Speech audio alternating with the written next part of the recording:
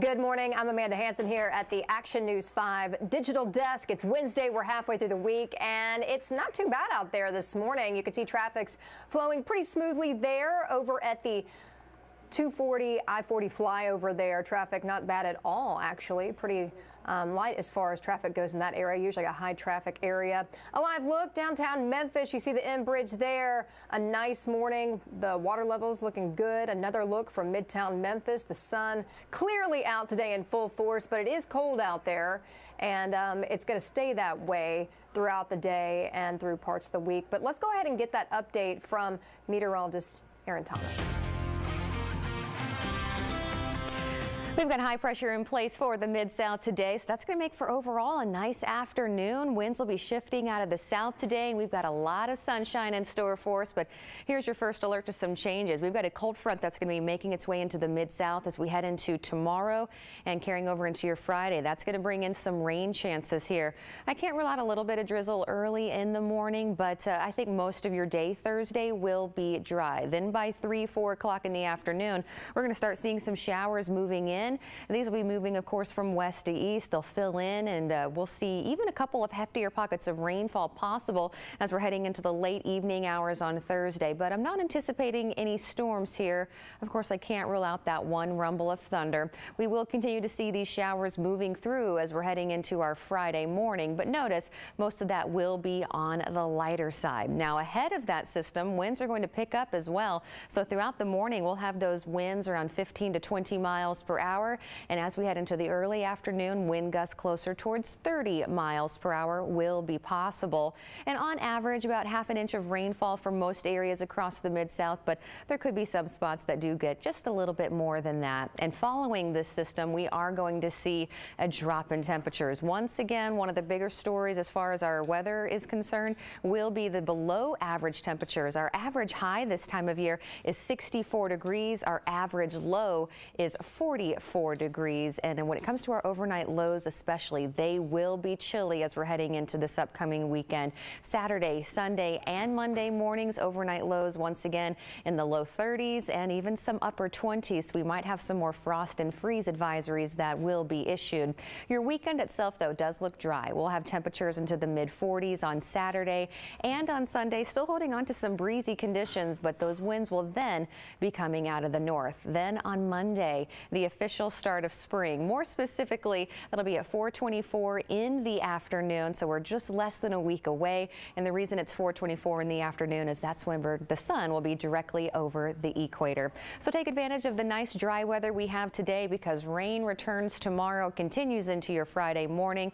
And then after that, even though we've got nice dry weather, it is going to be on the chillier side with our highs into the 40s throughout the weekend and overnight lows in the 20s and 30s. Well, a candidate for the Memphis mayor race is suing the Shelby County Election Commission. Sheriff Floyd Bonner, one of a nearly dozen candidates that filed a lawsuit over the commission's residency requirement. Action News 5's Bria Bolden has the details, as well as reactions from some of the other candidates. We want to make sure that we're following the requirements of the city when this election takes place. Shelby County Election Commission Chairman Mark Luttrell and the rest of the commission are being sued by current Shelby County Sheriff and Memphis Mayor hopeful Floyd Bonner. When there's a municipal election to be held, we go to that municipality and we get with their legal guidance. We said, what does your community require?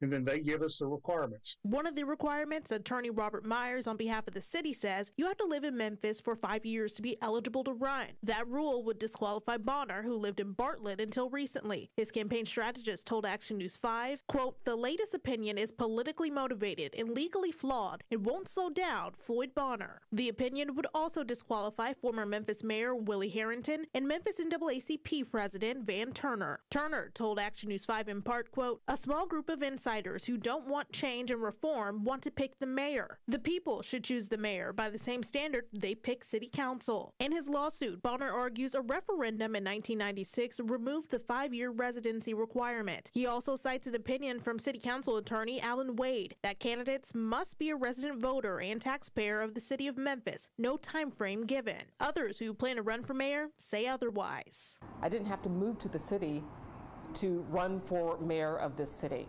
And I think The very fact that we're asking this question, the answer is right there. It's a problem. Tennessee House Minority Leader Karen Camper, who also plans to run, said in part, quote, "It is my sincere hope that those that have recently moved to Memphis would honor the laws of our city and withdraw their names for consideration." It needs to be resolved one way or the other. I can understand why Floyd wants to have clarity around this. Bria Bolden reporting there. Now, we have reached out to all 11 people who say that they plan to run for mayor, but didn't hear back from any of them. Bonner's lawsuit was filed in Chancery Court. A judge will decide what's going to be next with that. But I do want to tell you a mayoral candidate forum is going to be held a little bit later on today.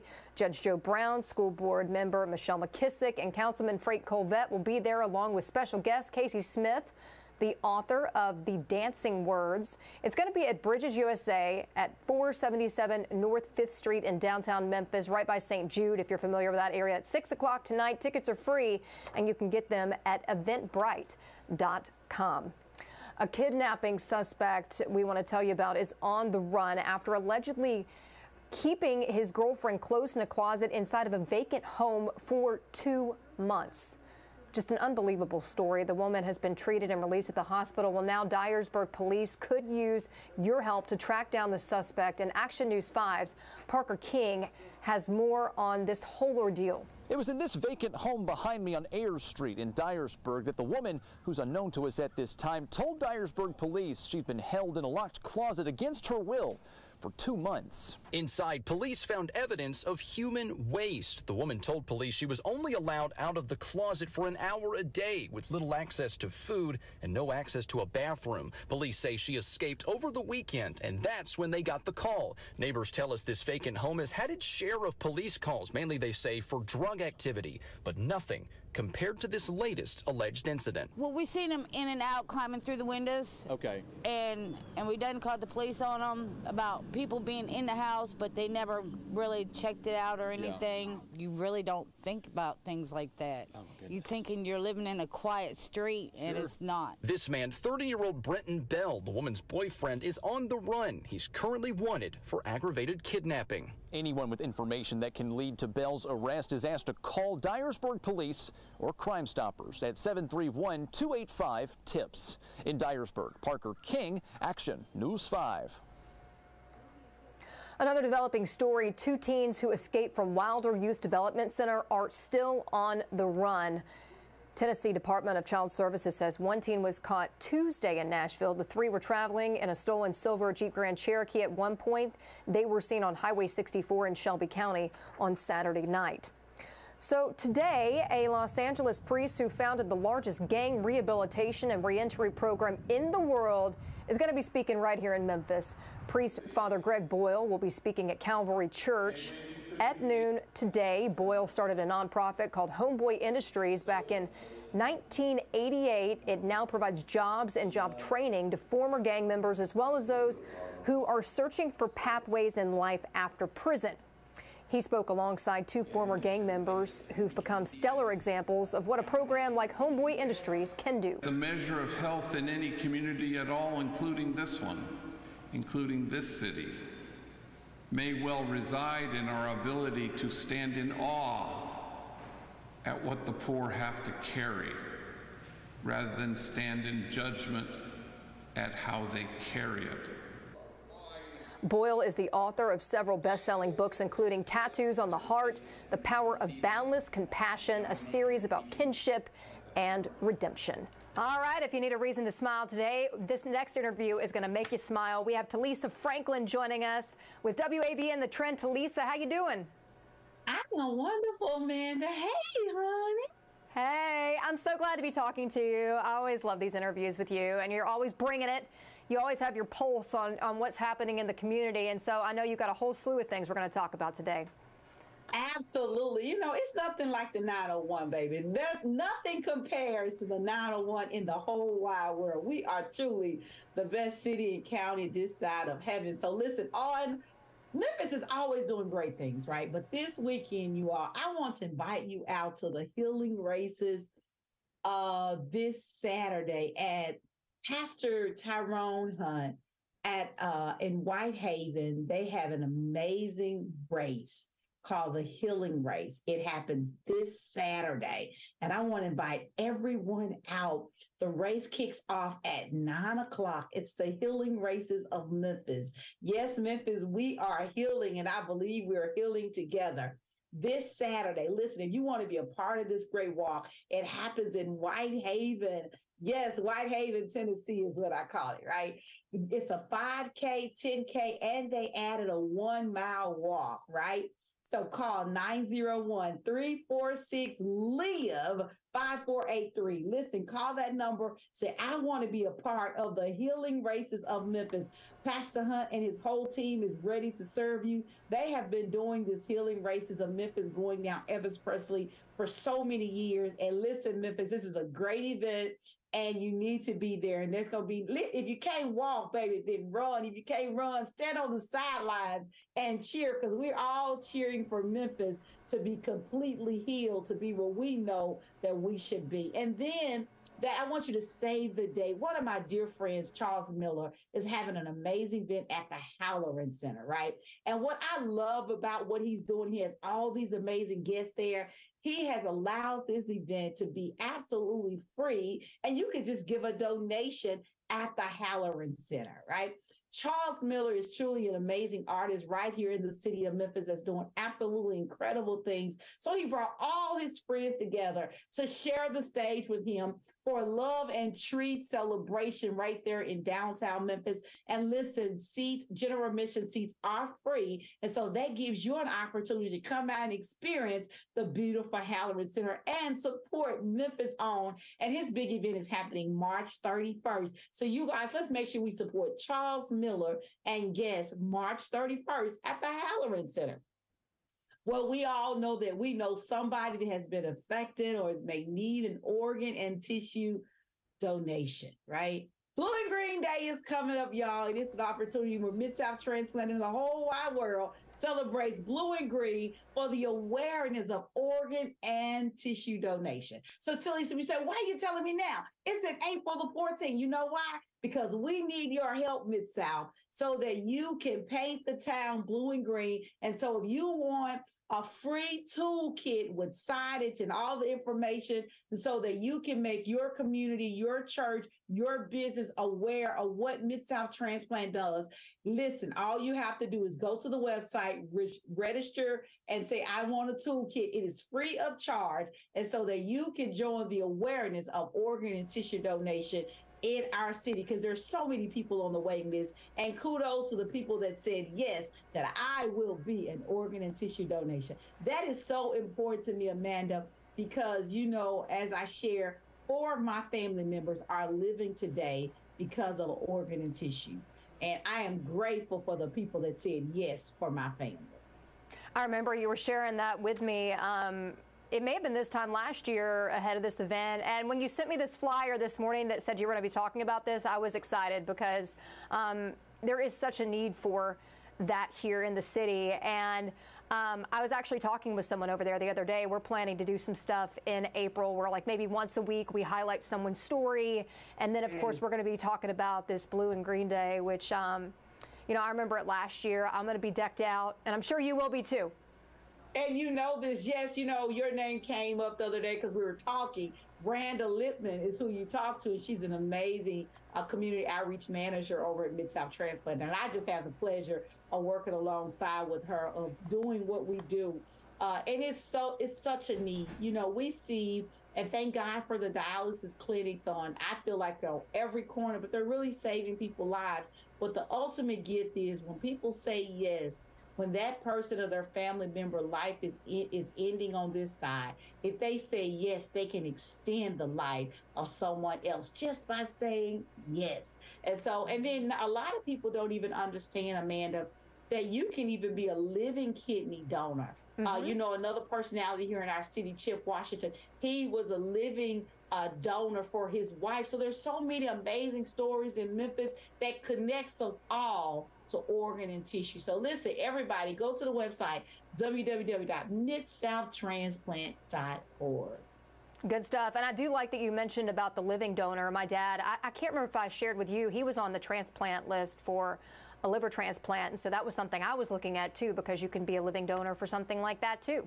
So good stuff, Talisa. I'm glad that you're talking about it and keeping the word out about the upcoming event. Anything else you want to mention before we wrap things up here? Hey, y'all jump on when you get through watching good old, WMC5 Digital Desk and all the good things that we have over on WMC5. Tune your radios, FM 104, AM 1240, WAB The Trend. Why? Because it is the trend, baby. I love it, Talisa. Love talking with you. Love catching up with you. And good luck with the show. All right. Thank you, love. Bye-bye. See you next time. Amanda Hansen here at the Action News 5 Digital Desk. And if you're not hungry right now, you're about to be, because on Wednesdays, we like to talk with Commercial Appeal food reporter Jennifer Chandler. She's always bringing us the good eats around the Mid-South. Jennifer, good morning. How you doing? Good morning. I'm doing very well, except for I don't like this weather forecast. I know, right? I'm just kind of like, man, I don't want any rain. It's gloomy outside. We're halfway through the week. So, yeah, it is what it is. But you know what? We'll get through it. We'll get through it. And I know today... today we're talking about crawfish, and before we really dive in, I lived in Arkansas for several years, you know this, and it seemed like every other weekend it was a crawfish boil. It was part of like summer and spring, and so I was so excited to be talking about this today. Yes, I mean, it definitely is. It's like Herald Spring. I mean, March is now here pretty much, and spring is, daffodils are springing, and that means crawfish are available. So the season traditionally runs kind of like mid to end of February through May or June. For me, the ones that become in the beginning of February tend to be a little smaller. They're a little more expensive. So in my opinion, it really kind of kicks off right now at the beginning of March. And March and April and the beginning of May are the best time to enjoy crawfish. So in my opinion, every weekend you should be partaking in crawfish somewhere, somehow. And what's really cool is there are so many options to get crawfish here in Memphis there's so many more than there used to be. So you can get authentic crawfish boils, and most of this crawfish is brought up from Louisiana and boiled fresh right there, and it's just like the same experience you would have if you were visiting New Orleans. And I have some video that I snagged from commercialappeal.com. And I don't know if you want to go ahead and start going through your list of spots, like where people can go to maybe find. I'm going to tell you some of the ones you can do, because it's pretty crazy how it's all over the city of Memphis. And so I have a little cheat sheet right here. I might look at it every once in a while. But one of my favorites that I've been going to a long time, Cajun Crawdads. That's a good one. Is that Billy's Crawfish in Hernando. That is a great one to go to. Billy Crumley has been bringing up crawfish from Louisiana every week for years and years and years now. I've had it boiled from his truck, and I've also bought live from him myself for parties. Crawfish Cabin, if you're looking for one that's in the city of limits of Memphis, it's at Walnut Grove and Houston Levee, and they talk about how they have the really spicy New Orleans style crawfish. I believe they also do boiled shrimp as well. You might need to double check that to make sure they're doing that this year. Crawfish Shack, which is on Poplar and June Road, which is basically Poplar and Yates in front of, I believe that store there is called Oxbow. They're there every week and serving up crawfish. That's really convenient for those that live in the city of Memphis. Right down the road too is Memphis Crawfish Company 2, which is at 5133 Park. Those are the two that are really kind of in the heart of Memphis proper. One of the funny things, there's Memphis Crawfish Company 2, which is in Memphis, but Memphis Crawfish Company 1 has been in Olive Branch for they're celebrating their 20th year this year. And so Memphis Crawfish Company 2 is run by somebody else, but they buy all their crawfish and have it brought up from Memphis Crawfish Company 1. So there are lots of places that those are all that I talked about are food trucks. And so most of these places serve boiled seafood, and you can also order live seafood, live crawfish from them if you want to boil your own. Most, you have to check on my list I have on commercialappeal.com. I have all of this information, or you can go to their social media sites or their websites. But most are open Wednesday, Thursday, Friday, Saturday, sometimes Sunday. Most sell out by Sunday. And if you want to order live crawfish, you really need to do it like at the beginning of the week, because these people drive down to Louisiana like on Tuesdays and Wednesdays and drive it back up here. So it is super fresh live crawfish. I'm also going to mention a couple of places that you can go to if you do want more of a restaurant experience versus a food truck. Glaze's crawfish, Glaze Hardage, he has a side business that he does, and he does a great job. I think that's a picture from one of his boils, if I'm not sure. But he cooks every Saturday during the season at Max's Sports Bar down on downtown. It's kind of in the South Main area. It's kind of right down the street from the arcade. And then this year, every Sunday, he is going to be cooking at Laughlin Yard. So you can go to either one of those places and get your crawfish and get a cocktail or a beer to go with it. Billy's Crawfish, I mentioned Billy Crumley, and he has his food truck, but he also has a restaurant in Hernando called Crossroads Seafood. And you can get everything from boiled crawfish there to gator to, he has a really good a shrimp kind of bisque, a shrimp chowder that he does, a seafood chowder that's really, really good. And then also Rail Garden will be hosting boils every Thursday night during the season. So it just, a lot of those things I would say, these outdoor ones at venues like Laughlin Yard and Rail Garden, just check their social media if the weather's bad. Because sometimes if the weather is bad, they're not going to host them. But sometimes they do them in the rain. So it's just, if you're really hungry for crawfish, there are lots of options you can go to. I'm probably going to be going to either Rail Garden or Laughlin because, for one, I like the atmosphere of those places. It kind of reminds me of what your traditional crawfish boil would be like, because it seemed like we'd always put the red and white checkered cloth across the table. You just dump it all out on the table and you eat, and you have the big garbage can, and it's kind of just like, I don't know. I love it. I love it. And so it's so much fun. And I know you were going to talk a little bit about how to cook crawfish. And one thing I wanted to ask, do you normally are you the kind of the traditionalist when it comes to like the corn, the potatoes, or do you kind of throw some other stuff in there to make it fun? Well, that's one of my tips that I'm going to give you. But yes, I normally do all of the normal things, but I have a friend who introduced me to throwing Brussels sprouts into your crawfish boil. And it is so, so good. Now, I did take a moment and, I've been cooking crawfish myself. We've hosted crawfish boils for years. And I giggle when you said you put down a red and white checkered tablecloth, because you're much more fancier than we are, because I just throw down newspapers. Hey, that works too, right? Yeah, I work for the paper. I have newspapers now. So one of the things that I talked to him for a minute to Glaze Hardage to get his expert tips to make sure that I was doing everything correct as far as doing my crawfish. And luckily, most of the things I was doing correctly. So I want to make sure I was excited to hear that. But one of the first things he says that when you are cooking live crawfish is you need to give your crawfish a bath. Because, they don't call them mud bugs for nothing. They are covered in mud, and because they burrow down in the mud. And so you want to get all of that stuff off of them before you cook them.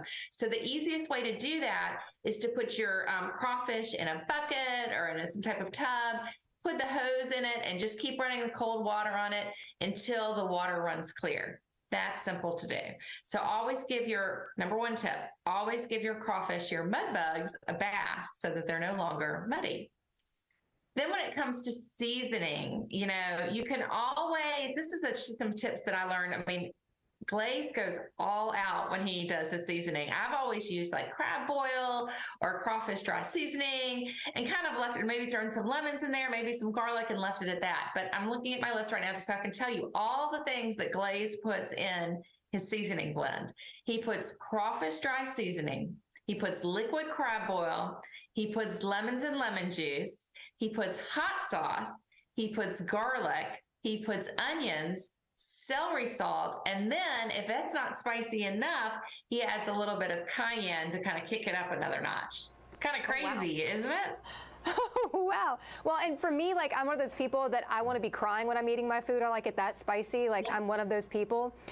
So to me, I'm like, ooh, that sounds amazing. And I know you were talking about putting Brussels sprouts in there, which I have had before. It is delicious, like you said. But I've even had people that put like okra in there or like mushrooms, and it's actually pretty good too. Mm-hmm. Mm-hmm. Yeah, Glaze told me that he, in addition to the corn and sausage and potatoes, I love the idea of okra. I've never done that before. I'm gonna try that this year. But he also has put like these things. Some of these things are crazy. He's put pineapple in there. He's put asparagus. He's put baby carrots. He's put sweet potatoes. Now he doesn't do that at the crawfish boils that you're gonna go to at Max's Sports Bar or Laughlin Yard. But when he's cooking for his friends and family, and he'll throw all of these kind of crazy things in there to kind of mix it up. And it, you know, one of the things I always tell people in Mornham is like when you take a bite of corn or potato, you think you're going to take a bite of that so that it's like a little less, you know, that you're going to be calming down the heat. I found actually sometimes those things are spicier than the crawfish themselves. I agree. I agree.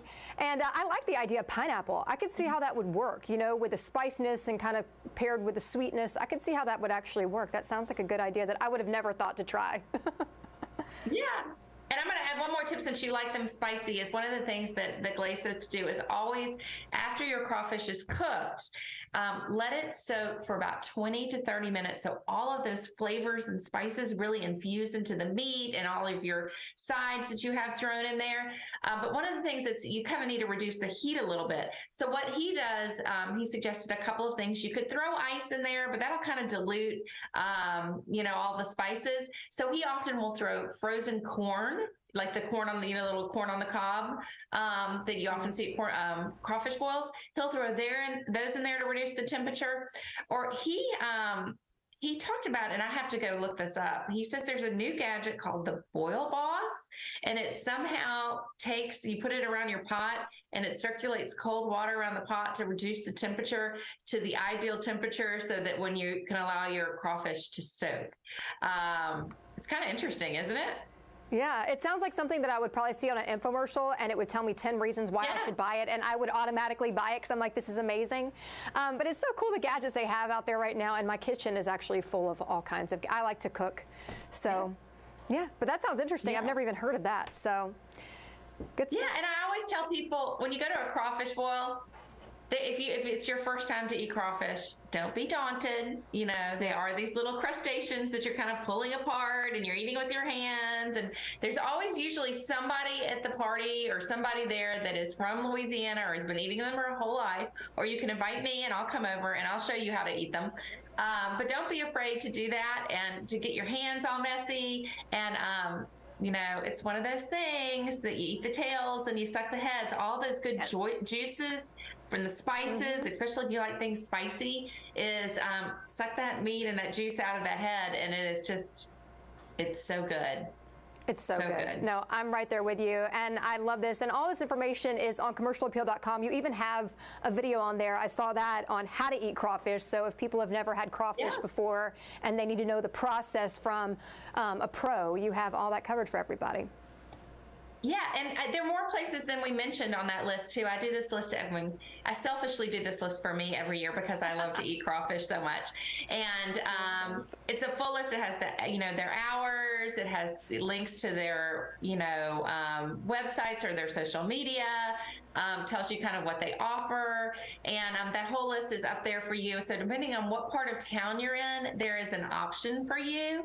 But just remember, if you're going to order boiled crawfish, order live crawfish to boil yourself, you want to do that. You know, my rule of thumb is I always order on Monday. And most of these people just let you email them or text them or call them. It's a pretty easy process. Great. Well, Jennifer, we love having you on each and every time that you join us, and you're always bringing it. So you have a great rest of your day, and I am looking so forward to crawfish season. Yeah. Enjoy some this weekend. We'll see you next time.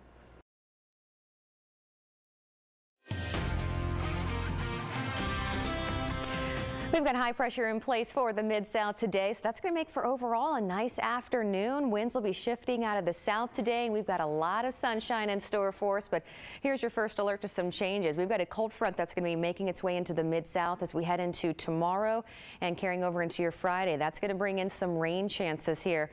I can't rule out a little bit of drizzle early in the morning, but I think most of your day Thursday will be dry. Then by 3, 4 o'clock in the afternoon, we're going to start seeing some showers moving in. And these will be moving, of course, from west to east. They'll fill in, and we'll see even a couple of heftier pockets of rainfall possible as we're heading into the late evening hours on Thursday. But I'm not anticipating any storms here. Of course, I can't rule out that one rumble of thunder. We will continue to see these showers moving through as we're heading into our Friday morning. But notice most of that will be on the lighter side. Now, ahead of that system, winds are going to pick up as well. So throughout the morning, we'll have those winds around 15 to 20 miles per hour. And as we head into the early afternoon, wind gusts closer towards 30 miles per hour will be possible. And on average, about half an inch of rainfall for most areas across the Mid-South, but there could be some spots that do get just a little bit more than that. And following this system, we are going to see a drop in temperatures. Once again, one of the bigger stories as far as our weather is concerned will be the below average temperatures. Our average high this time of year is 64 degrees. Our average low is 44 degrees. And when it comes to our overnight lows especially, they will be chilly as we're heading into this upcoming weekend. Saturday, Sunday, and Monday mornings, overnight lows once again in the low 30s and even some upper 20s. We might have some more frost and freeze advisories that will be issued. Your weekend itself, though, does look dry. We'll have temperatures into the mid 40s on Saturday and on Sunday, still holding on to some breezy conditions, but those winds will then be coming out of the north. Then on Monday, the official start of spring. More specifically, that'll be at 4:24 in the afternoon, so we're just less than a week away. And the reason it's 4:24 in the afternoon is that's when the sun will be directly over the equator. So take advantage of the nice dry weather we have today, because rain returns tomorrow, continues into your Friday morning. And then after that, even though we've got nice dry weather, it is going to be on the chillier side with our highs into the 40s throughout the weekend and overnight lows in the 20s and 30s. All right, how about them Tigers, the AAC champs? Your Memphis Tigers are headed off to this year's NCAA tournament, and the send-off is going to be huge. The University of Memphis is calling on Tiger Nation to send the team off in style this morning at 11:30, so you still have time to make it out there at the Lori Walton Center. The 8th-seeded Tigers will take on number 9 seed Florida Atlantic University Owls. Tip-off for that game is set for Friday, March 17th at 8:20 p.m. Going to be a late game there. So a Tennessee bill centered around third graders recently passed a hurdle. We're talking about House Bill 437. It would require the State Department of Education to post online an explanation of the appeals process for any student who would be held back in the third grade. So that includes students who are identified for retention based on the child's performance on the TCAP test. State Representative Mark White of Memphis told that committee the bill is a good first step. Now we want to address pre-K, K1 and 2. Make sure that we're doing the right thing so that a child in K1 and 2 is not hitting third grade with all these challenges. White also suggested tutors for any child held back in the third grade. The bill passed in committee Tuesday.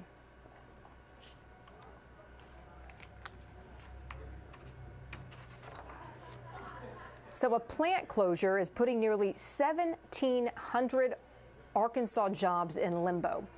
Tyson Foods, one of Arkansas's largest employers, issued letters to employees at its Van Buren plant, another in Virginia, saying the 2 plants are going to be shut down in May.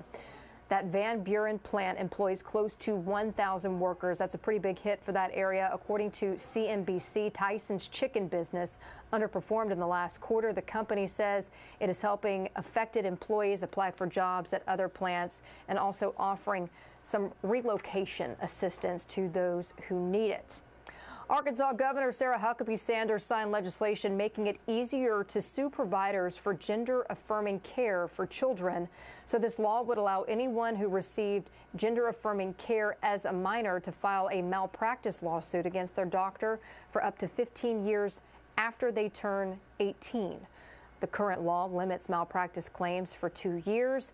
Opponents say the law will eliminate access for gender-affirming care for children. The law goes into effect this summer. Another bill we want to talk about would put age restrictions on social media platforms in the state of Arkansas. The Social Media Safety Act would require social media users to verify they are at least 18 years old. Supporters say this will allow parents to be more involved in their child's online activity and also stop their children from communicating with predators online. Try to meet up with younger kids, and that's one of the main problems for me. You know, I don't... Kidnapping? Yeah, the pedophile. Luring kids out. According to the bill's lead sponsor, State Senator Tyler Dees, about 1/3 of all internet-initiated sex crimes happen on social media. Dees says this proposed law will protect minors rather than those that prey on them. So about 62% of high school graduates enroll in college, but there's more to prepare for than just the SATs. Is your child ready to live on their own? Ariana Poindexter reports on what young adults should do before starting college so that they can live their best lives. Handling money is the big one because nobody nowadays knows how to handle money. Take the basic courses. Take the basics for the first 2 years. Are your kids ready to head out on their own? Alicia Keaton, the director of financial aid at UCF, the largest college in the country, says it's important to educate your teen about finances before they step foot on a college campus. So you can learn how to create a budget, to learn maybe I don't need to eat out every single day. Maybe I need to pack a lunch. Some parents neglect to teach their teens basic skills like how to cook, clean, grocery shop, and do laundry, so take time to show them. It's also important to make sure they know how to navigate their own medical care. This includes making doctor appointments, understanding insurance coverage, and learning how to keep track of medications. Another topic to discuss with your teen is the impact of social media. While it might be fun to post pictures of their active social life, they should remember that inappropriate posts could pose serious consequences for them later on when they're job hunting. Also, emphasize that staying on top of schoolwork is essential. Procrastination is the death of a future and current college student. It's important to discuss credit cards with your college kids. It's not unusual for college freshmen to be inundated with credit card applications. Before they get one, be sure they understand how to adhere to a budget and not the credit limit. And talk about the importance of paying off the balance every single month. Also try to make sure they only use it for education expenses and not shopping sprees. With today's Best Life Report, I'm Ariana Poindexter, Action News 5. A great story there. So did you know that there are 9 million children in the U.S. facing hunger, and most are not getting the key nutrients you need? Food insecurity, it's a problem. It's a concern for a lot of families, and it can be so difficult. We're dealing with inflation right now. The cost at the grocery store just keeps going up. It seems like you leave with one small little bag of groceries and it was $100. And so it's a real problem. And joining us now to dive more into the topic is Marina Chaparro. She is joining us. She is a pediatric dietitian, diabetes educator, and founder of NutriChicos. Good morning. How you doing? Absolutely happy to be here. And you said it, you know, millions of Americans are just one paycheck away from facing hunger. And the reality is that no one can thrive on an empty stomach, especially not kids. So I'm very delighted to be here, and I've partnered with Feeding for America to shed light on this really, really important issue. But most importantly, Amanda, I'm here to give parents some simple strategies, simple tips on how they can include these key nutrients in everyday meals. You know, I think that that's helpful. I know I scroll through Instagram a lot, and there's always these ideas that are quick, easy, and if you're a working mom or a working parent, it can be difficult. And I know a lot of times there's that concern that their children are getting the right nutrition, they're giving them the right things. And so what do you got there? You want to talk about it? Absolutely. You know, and you mentioned something important. You know, the first 2 years of life are going to be the most important really period for your baby's brain and growth. So we want to make sure that there's no gaps here. So parents, listen up, because this is where the magic is happening. And there are 3 key nutrients that I want every parent to kind of be mindful of. And I'm going to give you simple ideas, as you mentioned, not necessarily Instagram worthy, but real life. So let's talk about the first one, which is iron. So important for a baby's brain. The best way that we can introduce it is going to be through infant cereal, right? Whether we use a little bit of fruit, we use breast milk formula, just 2 servings of Gerber's infant cereal will provide all of a baby's iron needs. We can even be more creative and do it like a 3-ingredient pancake with the same infant cereal. You know, if we have older kids or toddlers, fantastic. Then we have some vitamin D. So important, immunity, bones, and we've heard it over and over. So we could do some D drop supplementation as the recommendation by the American Academy of Pediatrics. But other foods could be eggs. We could be a fish, canned tuna, canned salmon, fantastic sources. And of course, we have the last one would be calcium. So important for kids' bones. We can do in a smoothie, we could do dairy, we could do a yogurt, kefir. And even if you're on the go, and if you have younger kids or even crawling kids, we can also use Gerber's yogurt melts, which has real fruit, real yogurt, and 10% of their calcium need. Really good advice and easy things and stuff that, you know, can go a long way to pack all that nutrients in there for your child. Any other, I mean, I know we want to talk about how do you meet these nutritional needs? It's so difficult sometimes to even get your kids to eat things that aren't just like French fries and that sort of thing. Any advice?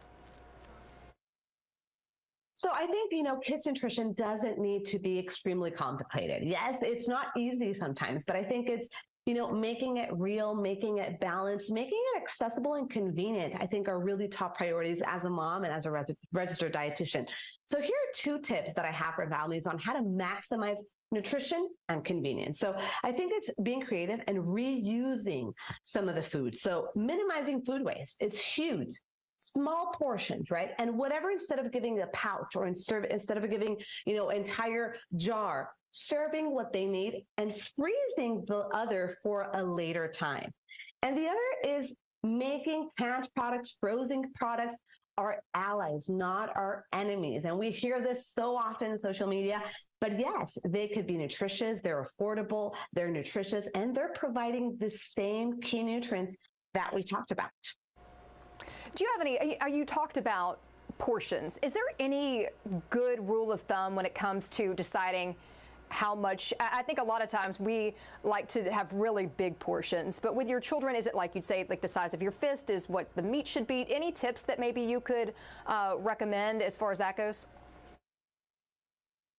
So we usually say maybe like a teaspoon for age, but especially for each food group. So you might have some fruit, you might have some meat, or you might have some grains. But the reality is that, you know, it's really up to kids to decide how much they eat. You know, if we go back to when they were, you know, breastfeeding or having formula, you can't tell a baby, hey, have more formula, have more, or hey, have less. So really trusting kids and how much they eat, I think it's fundamental as well, but making sure that you provide that balance is one of your jobs. Good deal. So let's dive in, though, and talk a little bit about how Feeding America is combating food insecurity. What are some things they're doing?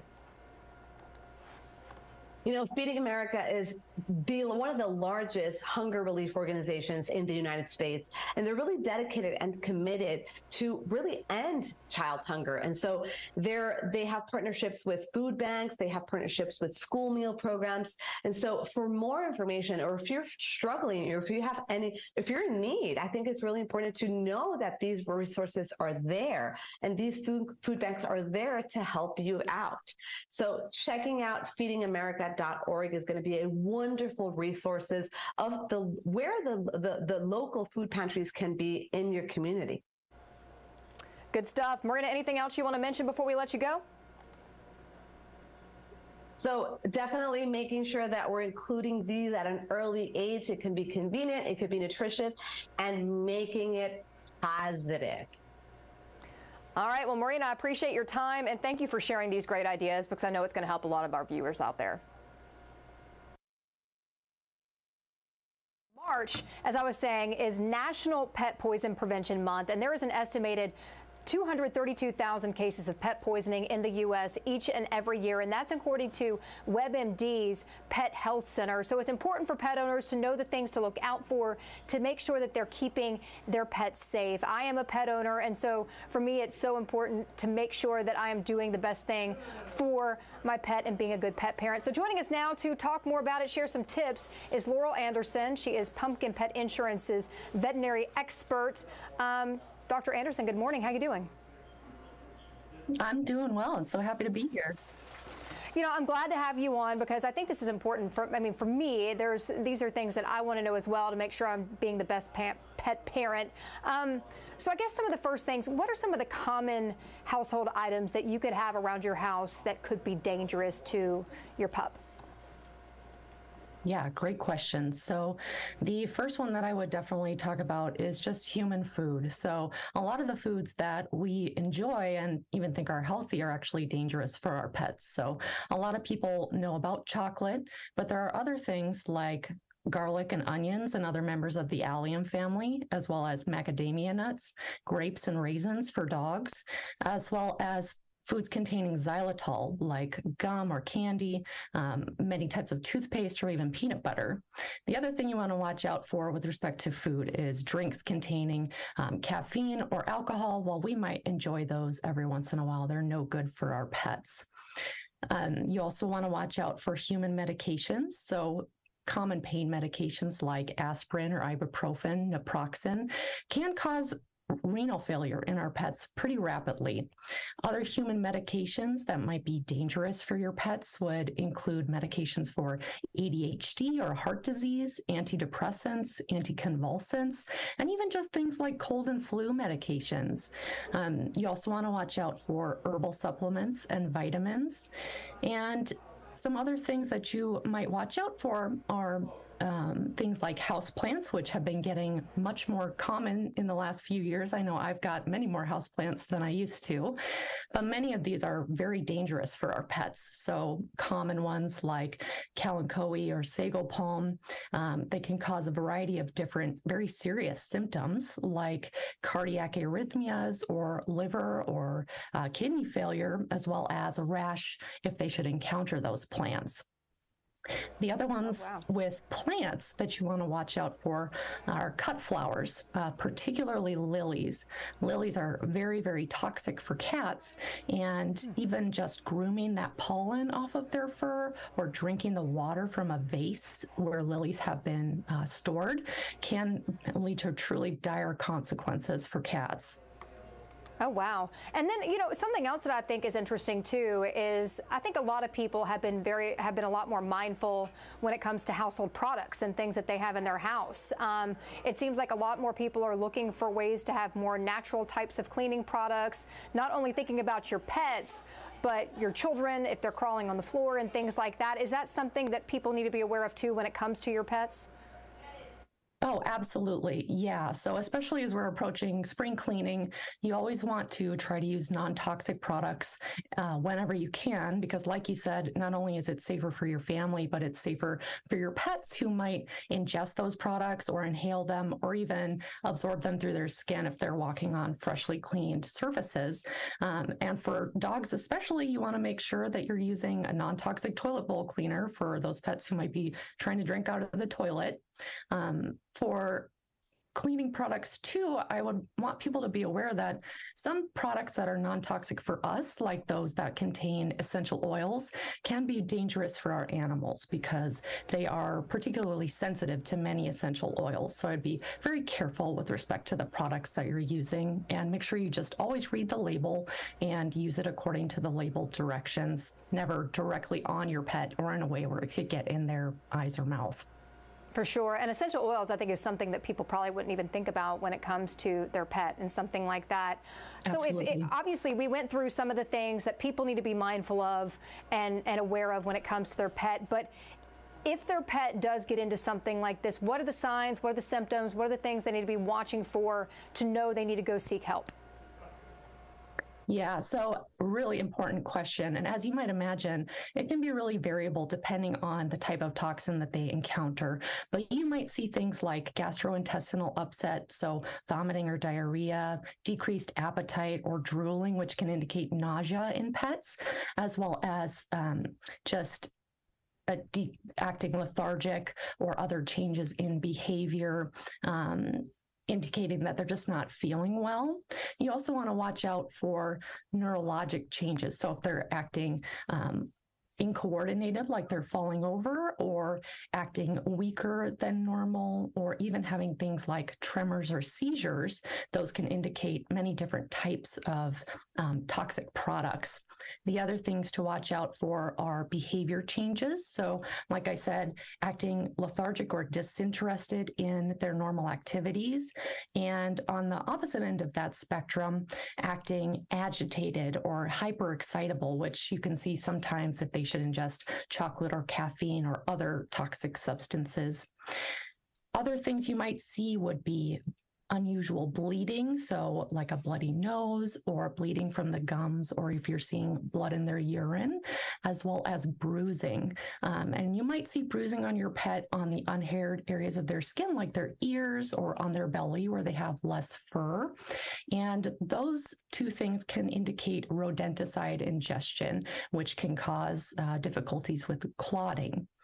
The last thing I would have people watch out for are changes in urination. So if your pet is drinking more water and urinating more than normal, or even urinating less than normal or unable to urinate, those can be indicators of kidney injury or even kidney failure that we see with some toxins, particularly lilies for cats and grapes and raisins for dogs, as well as other things like antifreeze or NSAID medications. Oh, wow. You know, and the one thing you were mentioning, the lilies and stuff with cats, and it just seems like cats, a lot of times it's hard to keep cats from getting to certain places because they like to jump up on the counters and that sort of thing. So what are the best ways for people to maybe poison proof their homes to try to keep their pets or cats, dogs from getting into some of these items you mentioned? Yeah, it is very difficult with cats for sure, because they can reach areas that we would not expect them to be able to get. So you really have to treat poison proofing like you have a very agile toddler in your home.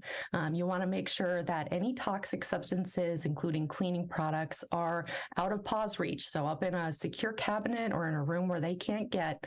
And then that includes things that might have medications or food in them, like your purse or your backpack, your kid's lunchbox. You also want to be aware of situations where a toxic exposure might occur. So if you're feeding your kiddo in the kitchen and they tend to drop food on the floor, that's a good time to train your pet not to be in the kitchen if you can, or keep them out of that area. You can also work on some important behaviors like crate training, or teaching your pet to stay in a safe place while you're gone and that area is secure and you know that it doesn't have any risk, as well as tricks like drop it or leave it, because if you know that your pet has picked something up that might be dangerous for them and you're just too far away to physically get to them in time, teaching them a behavior like that can actually be a literal lifesaver. So very important. So what should people do if they think that their pet maybe has gotten into something, or maybe have gotten into something that is poisonous for them? Yeah, so the first step is to call your vet right away. You don't want to just wait and see. Give your vet or the nearest emergency clinic a call. And if they're not available, call one of the poison control hotlines, which you can find their numbers online, and they can guide you as to whether you can monitor at home or whether you need to take your pet right into the vet right away, depending on what they've encountered. The other thing that you want to do is collect as much information as possible that you can bring with you to the vet. So if you know that there is packaging of the thing that they encountered, or even a sample of that substance, bring that with to the vet. if you're seeing symptoms, your pet is showing symptoms, and you want to take note of those. And if you know how much of that substance your pet ate, bring that with to the vet as well, because that can really help guide their treatment. And it might sound kind of gross, but if your pet is having GI upset like vomiting or diarrhea, it can be really helpful to bring a sample of those substances with you to the vet, because we can often either do testing on those substances to identify a toxin, or even see physically in those substances evidence of a toxin. So for example, some rodenticides have bright blue or green color that we can see in vomit. Okay, good stuff. Definitely good takeaways. And you know, a lot of times you hear about things like pet insurance and the benefits of that. As someone that is, you know, a veterinarian, what kind of advice would you have for pet owners on, you know, the benefits? You know, is it worth getting something like that? Absolutely. I mean, so we all know that we can poison-proof our home as much as possible, but these unexpected accidents and illnesses like a toxin ingestion are unfortunately bound to happen. You know, it doesn't matter the breed or age of your pet, they're potentially going to experience something like this at some point. And we know, especially folks in the vet industry, that the cost for treating things like that can get really expensive. So having a plan for that, and that may include pet insurance, which can reimburse a portion of those eligible expenses when something like this should happen, is just really important and can allow you to essentially not have to make hard decisions and get the care that your pet needs when they need it. So, like you said, Pumpkin is just one of the pet insurance providers that have plans for cats and dogs. Well, a lot of good information here. Is there a place where people can go if they want to be able to refer back to some of the things that we talked about? Oh, sure. Yeah. So if folks want more information about any of these toxins that we've talked about in greater depth, they can go to our blog, which is at pumpkin.care, and you can find tons of information about all these things there. Well, Doctor, I appreciate your time today and sharing this great advice and information to our viewers out there. Thank you so much. Yeah, thank you for having me. Amanda Hansen back here at the Action News 5 Digital Desk. Are you hungry? Well, if you're not now, you're going to be, because we are joined by our very own Jennifer Chandler, Commercial Appeal food reporter. Love having her on each and every time. Jennifer, how's it going? It's going great. I'm very excited about tomorrow. Yes, well, St. Patty's Day, it's coming up. Yeah. And I am Irish, so... Not tomorrow, Friday. Is it Friday? I was say, I was like, wait. You're just too excited that you're trying to jump a day ahead here. But, I am. I already have on my green. I'm just ready. I see. I noticed that when you joined the Zoom, I was like, she's ready for it. Yes. I mean, corned beef and cabbage, shepherd's pie. Fish and chips is probably my favorite of Irish cuisine. And all of that will be at restaurants around Memphis. But in particular, we have 6 really amazing Irish pubs here in Memphis. Yes. Let's go through some of them. I know you put together a list, and some of them are some of my spots that I used to frequent pretty often. Yes. Well, the first one I'm going to mention because they have a parade, is Celtic Crossing, which is in the Cooper Young neighborhood. DJ Naylor is the owner, and he is Irish. And so it is always a fun place year round, especially if you want to watch a football game, or as we call it, a soccer game. But their festivities are all day long on St. Patrick's Day. The bar opens at 9 a.m. They kick off everything with a parade down all throughout the Cooper Young neighborhood at 10 a.m. They're going to have green beer, of course. All these places are going to have green beer for the day. But they're also going to have Irish dancers and bagpipers and bands throughout the day. So it is going to be a lot of fun in Cooper Young on St. Patrick's Day. Yeah, I saw the whole lineup of stuff that was going to be going down, and I was like, wow, it's like a full day of stuff. And like you said, I think they block off the road and everything, and it's just kind of like a big fest. So I might have to swing over there Friday when I get off work, since I'm right over here in Midtown. Yes. I might as well. So. You might as well go and have something Irish so you can have the luck of the Irish for the day.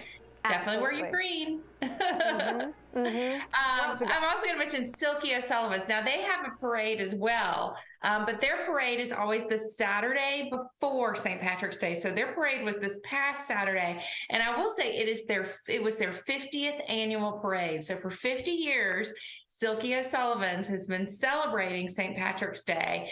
You know, they were originally over in Overton Square way back when, but they've been in Beale Street for so long. But they continue their festivities all week long, and especially it culminates on St. Patrick's Day. So they're all day long on St. Patrick's Day. They're going to be having giveaways. They're going to be having Hart beer is flowing, Guinness beer is flowing, Jameson Irish whiskey is flowing. So it is a lot of fun to go there. And also, you got to go see the goats. I mean, right. That has to bring some type of good luck. Yeah, I used to joke with people that weren't from Memphis, and I'm like, yeah, go to Silky's. You can check out the goats. There's goats, and I'm like, yes. There are goats. They never noticed them when they'd been there before on Beale Street. And Ron Childers was part of that parade last weekend. It looked like a lot of fun. It did, even though it was kind of gray and cold and, you know, rainy. And I love seeing all the pictures. It made me, I kind of was like, oh, I should have gone, especially since it's its 50th. I mean, that's a really cool thing for Memphis. Oh, yeah, for sure. And I mean, the Irish, they know how to have a good time. For sure. Okay, speaking of Irish people, the Brass Door downtown, Seamus Loftus is from Ireland, and he has a really cool Irish pub in a historic building. They have great food. Again, it's just a really cool place to go and have a Guinness beer or an Irish whiskey. All day long on Friday, they will be serving a special Irish menu. So I'm not sure exactly what's going to be on there. They haven't revealed what's going to be on there, but I'm sure all of your favorites will be there, as well as some new interesting things to try. Sounds like a good place to go. Yeah. Okay. Moving toward Midtown, Murphy's. Murphy's is kind of like the quintessential Memphis dive bar in Midtown. And they have a big blowout every year for St. Patrick's Day. And they have a blessing of the kegs that will happen in the afternoon. They're going to have bands and live entertainment throughout the day. You know, one of the things that they're known for is their Irish nachos, which is corned beef served over waffle fries, and it is pretty tasty bar food if you've not tried it. No, it sounds delicious. So a lot of fun will be had at Murphy's. And then if we want to go a little south, Dan McGinnis, which is in South Haven, Dan McGinnis Irish Pub. This will be their 14th year, I think, for celebrating St. Patrick's Day down there.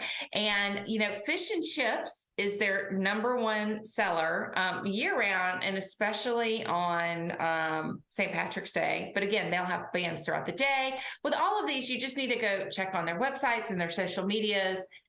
Pages, and then they can show you, I mean, you'll be able to see exactly who's playing when and where. And, you know, you can actually make a whole day of it kind of bouncing around all these different places so you can hit the highlights. The last one on my list is TJ Mulligan's. They have multiple locations throughout town. And the one picture here is the one in Midtown. And they're going to have bands throughout the day. They're going to have green beer, obviously, you know, Jameson whiskey, all those type of things. One of the things that they have on their menu is their Memphis style corned beef. So they make corned beef kind of like in a style of cooking that you do for pork. And so it's kind of an interesting twist on corned beef.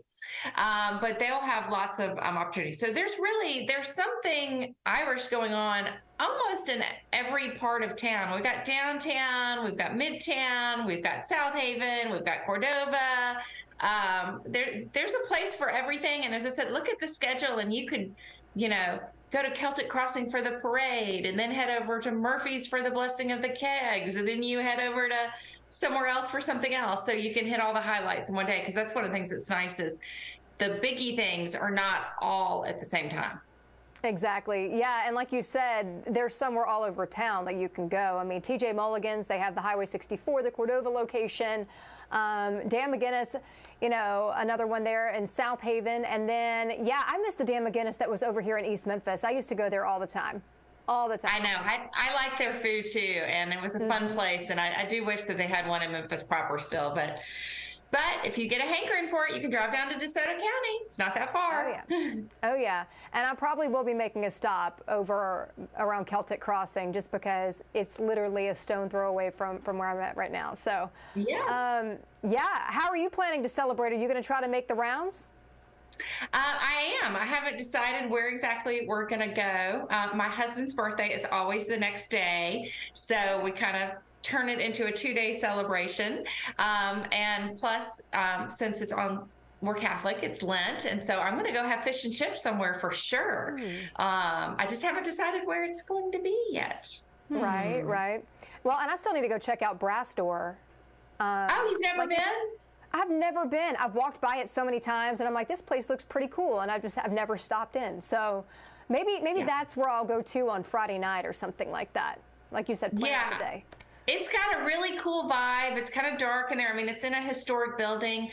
I wish I knew the history of it, but it's in a historic building, and they really kind of kept some of that history. And it's got like dark wood, and I mean, you really do kind of feel like you're stepping into a true Irish pub in Ireland when you go in there, for sure. It's like you're stepping into a different time. Yeah. Yeah, and so I'll maybe have to check that out on Friday. Jennifer, you always bring it, and you always set everybody up to be able to know the spots to be on days like St. Patty's Day and beyond. So, well, thank you. Yeah. Well, and I will tell you this whole list, and if you want to read a little more details and, you know, hours of when some of these things are happening, is now on commercialappeal.com/food. That's where you can go and check that out and kind of make your plan for St. Patrick's Day, so you can have great food, a lot of fun, and get all the luck of the Irish that you can have. Absolutely. Hey, Jennifer, I love having you on, and I look forward to checking back in with you next time. Great. See you soon. See ya. Happy St. Patrick's Day. We've got high pressure in place for the Mid-South today, so that's going to make for overall a nice afternoon. Winds will be shifting out of the south today, and we've got a lot of sunshine in store for us. But here's your first alert to some changes. We've got a cold front that's going to be making its way into the Mid-South as we head into tomorrow and carrying over into your Friday. That's going to bring in some rain chances here. I can't rule out a little bit of drizzle early in the morning, but I think most of your day Thursday will be dry. Then by 3-4 o'clock in the afternoon, we're going to start seeing some showers moving in. And these will be moving, of course, from west to east. They'll fill in, and we'll see even a couple of heftier pockets of rainfall possible as we're heading into the late evening hours on Thursday. But I'm not anticipating any storms here. Of course, I can't rule out that one rumble of thunder. We will continue to see these showers moving through as we're heading into our Friday morning. But notice most of that will be on the lighter side. Now, ahead of that system, winds are going to pick up as well. So throughout the morning, we'll have those winds around 15 to 20 miles per hour. And as we head into the early afternoon, wind gusts closer towards 30 miles per hour will be possible. And on average, about ½ inch of rainfall for most areas across the Mid-South, but there could be some spots that do get just a little bit more than that. And following this system, we are going to see a drop in temperatures. Once again, one of the bigger stories as far as our weather is concerned will be the below average temperatures. Our average high this time of year is 64 degrees. Our average low is 44 degrees. And then when it comes to our overnight lows especially, they will be chilly as we're heading into this upcoming weekend. Saturday, Sunday, and Monday mornings, overnight lows once again in the low 30s and even some upper 20s. We might have some more frost and freeze advisories that will be issued. Your weekend itself, though, does look dry. We'll have temperatures into the mid-40s on Saturday and on Sunday, still holding on to some breezy conditions, but those winds will then be coming out of the north. Then on Monday, the official official start of spring. More specifically, that'll be at 4:24 in the afternoon, so we're just less than a week away. And the reason it's 4:24 in the afternoon is that's when the sun will be directly over the equator. So take advantage of the nice dry weather we have today, because rain returns tomorrow, continues into your Friday morning.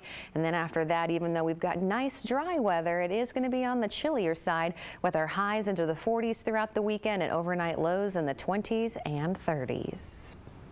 Well, the U.S. Army is introducing a new modern brand that redefines what it means to be all you can be for today's soldier and for generations to come. And joining us now to talk more about this new brand and the Army's efforts to highlight the vast possibilities of Army service for today's youth is Chief of Staff of the Army General James McConville. Good morning. Good morning, Amanda. It's great to be with you. You know, I'm glad to have you here on the Digital Desk. So let's just dive right in. Let's talk about this new Army brand and the significance of this. Yeah, we're very excited about the new brand, Be All You Can Be. You know, we look at young men and women of what will inspire them to serve. You know, in the United States Army, you can do anything you want to do. And in fact, you can be all you can be, and it's a pathway to success. So we think this is a good way to go to inspire young men and women to answer the call of service. So why was it time for the Army to update its brand, and how did you really arrive at this moment? Yeah, when I came in the Army in 1981, it was Be All You Can Be, and that inspired a whole generation of Americans to serve. And we've tried different slogans over the past couple of years, and as we did the analysis, we came back and said, you know what? Be All You Can Be describes why you should come in the Army. It resonates with parents. And so we rebranded it and we rolled it out, and it's in the process right now of happening. So what exactly is changing, and then how is the Army introducing this new brand to the American public? Yeah, what you're going to see is you're certainly going to see it on TV and social media. We're very pleased to have Jonathan Majors, who resonates very, very well with young men and women in the country, narrating our commercials, showing the history of the United States Army and why you should join. And what do you hope people take away from this announcement that y'all are giving? Well, what I hope parents and young men and women take away from the Army is this is a pathway to success. You know, we're certainly masters of combat arms in the Army, but there's also a lot of other opportunities. You know, you can be a doctor, you can be a lawyer, you can be a nurse, you can do cyber, you can be a musician. There's just so many things you can do in the United States Army and get discipline, training, education, and even fitness. And so we think it's a great opportunity for young men and women that are qualified to serve. Great stuff. Where can people go to get some more information about it? Yeah, the best place to go is go on social media, go to goarmy.com, or you can go to your local recruiting office and they'll explain the opportunities that are available. All right, Amanda Hansen here at the Action News 5 Digital Desk. As we were talking about a little bit earlier, spring break for a lot of kids, having the week off. We were talking about the airport being crowded this morning. They're expecting 9,000 people to go through the TSA check just today alone. So a lot of people are traveling. But the thing is the cost to travel is not going down. It's only going up more, but it doesn't seem to be keeping people from shying away from hitting the road, going and exploring. And so joining me now to talk more about some of the trends, how the travel season's been going, and even some tips for you is award-winning travel writer and editor Sarah Greaves-Gabidon. Good morning, Sarah. How you doing? Good morning from Miami. I'm great. How are you? I'm doing great. I'm glad to have you on with us, and I'm glad to be talking with you. You know, it seems like the past couple of years, COVID, there were all kinds of restrictions. People weren't traveling. They were stuck in their house. And now it just seems like people are eager to get out. They want to go explore. They want those life experiences. And so what kind of advice would you give for those when they start making those plans to hit the road and get out and about? You know, everyone wants to get out there, right? We've been locked up for the last couple of years. Now everyone's out at the same time. So there's high prices and there's high demand. So you have to start planning early, start planning now for spring and summer travel. You know, many grandparents spent the early months of the pandemic missing time with their grandkids. They couldn't spend a lot of time with people, and they seemed to be more alone. And so what are different factors to consider when planning a multi-generational group vacation? I know that's something that my family and I have been trying to do ourselves. Yeah, you know, you want everyone to have a good time, whether they are 3 months old or 80 years old, right?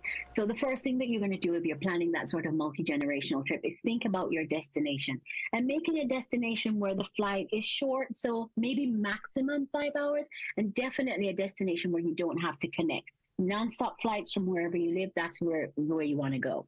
And then when you get to your destination, think about the type of place that you're going to stay in. We are seeing hotel rates go up. We're also seeing villa rentals and vacation rentals. The demand for that is really high. And that's because they're ideal for people who have families. If you're in a vacation rental, you have privacy, but you're able to have the freedom to do what everybody wants to do. And, you know, the kids can get snacks in the middle of the day. No problem that way.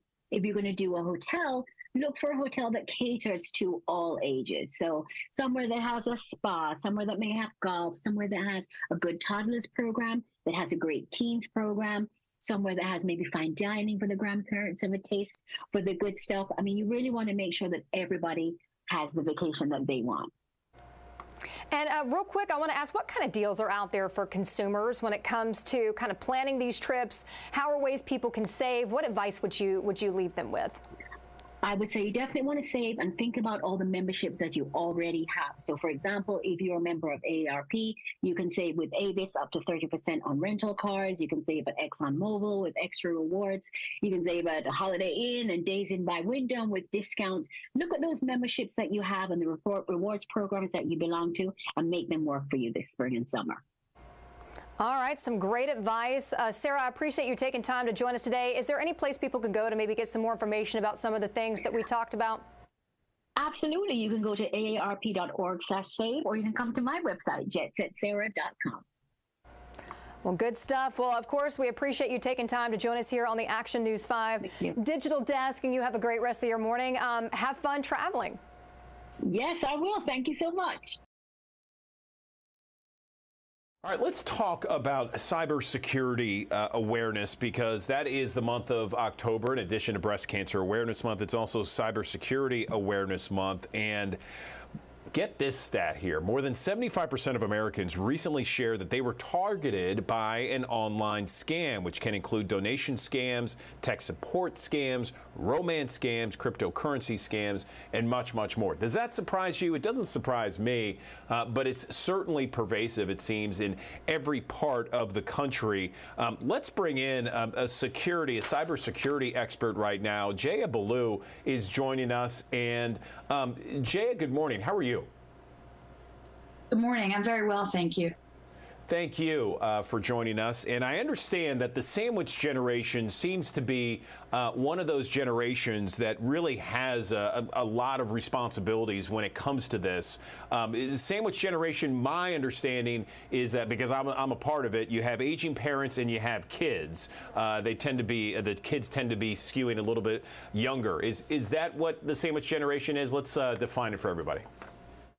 You're absolutely right. That's exactly what it is. And just like you, I'm also part of it. So it's not an easy spot to be in, because you've got this double role where you have to be the primary caregiver, both for your kids, but also make sure your parents are okay. And one area that's often overlooked when we're doing all the other responsibilities is around cybersecurity.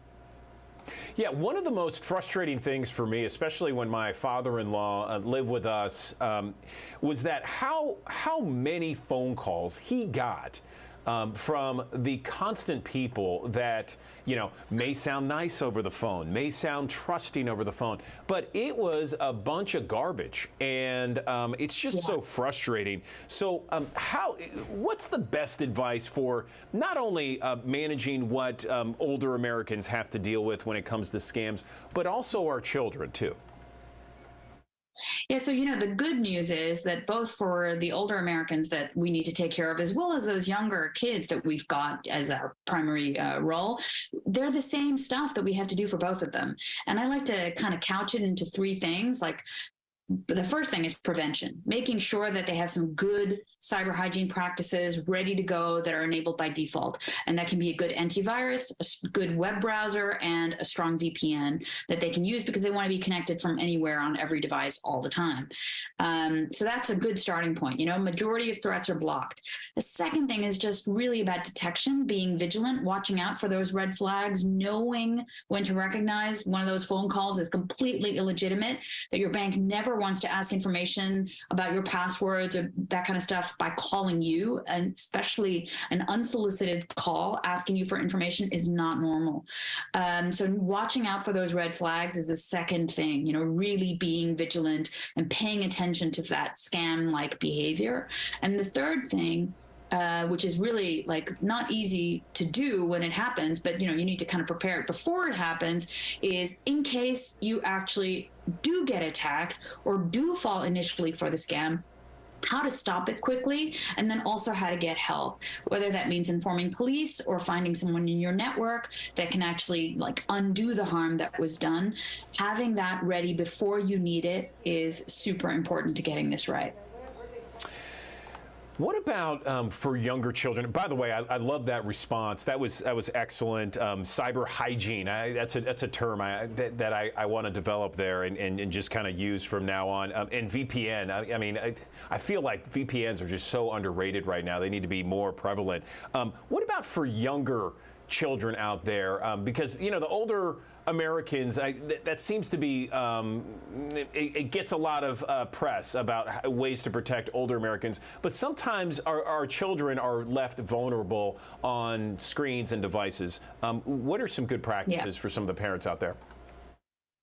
So I'm a mom of 3, and I've got to tell you that in some cases, I find my kids way more savvy, even though I was hacking from the age of 9 and I feel like I really know what the internet is. I find them super savvy on some of these social media platforms, and they've already figured out, how to have hacks for games. They're doing all this stuff. And I feel like the best way to educate them is not to prohibit them from doing something. And especially as parents who may be less tech savvy than their kids these days, the best thing to do is to have that conversation about what is safe, what is acceptable, how to spot something that, is doing something that's actually evil. And also we need to worry more about our kids about things like cyberbullying. Are they actually having a good time on some of these social media platforms that they're on? Or when they're exchanging information while they're playing Fortnite or whatever, that information is not something that's actually confidential. When they're being requested to send images, how they actually protect their profiles on any of these platforms, just making sure it's invite only, and that the photos that my daughter, for example, is uploading, that they're not just being spread out. I'm trying to take the role of not saying no, because I don't want to find them circumventing my advice, but finding a way to actually have a dialogue and really talk to them and engage and let them understand what the threat is so they make the best decisions they possibly can.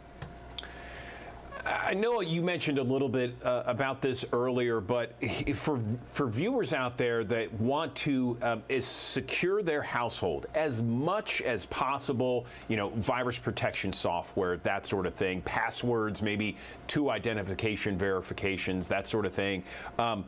Give me give me a list of the best preventable ways so that you're not hacked.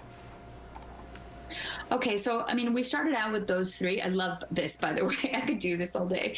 But we started out with those 3 of a good antivirus. And again, it doesn't matter to me which one you have, as long as it's a solid antivirus. And you can go out there and look at AV comparatives or any of the other sites to figure out which one fits your price range and your purpose best. Start there. The second one is really, when you go online, a good secure browser. Third one is a VPN for all of your devices, so that when you're using the internet from other Wi-Fi points, that you're still safe.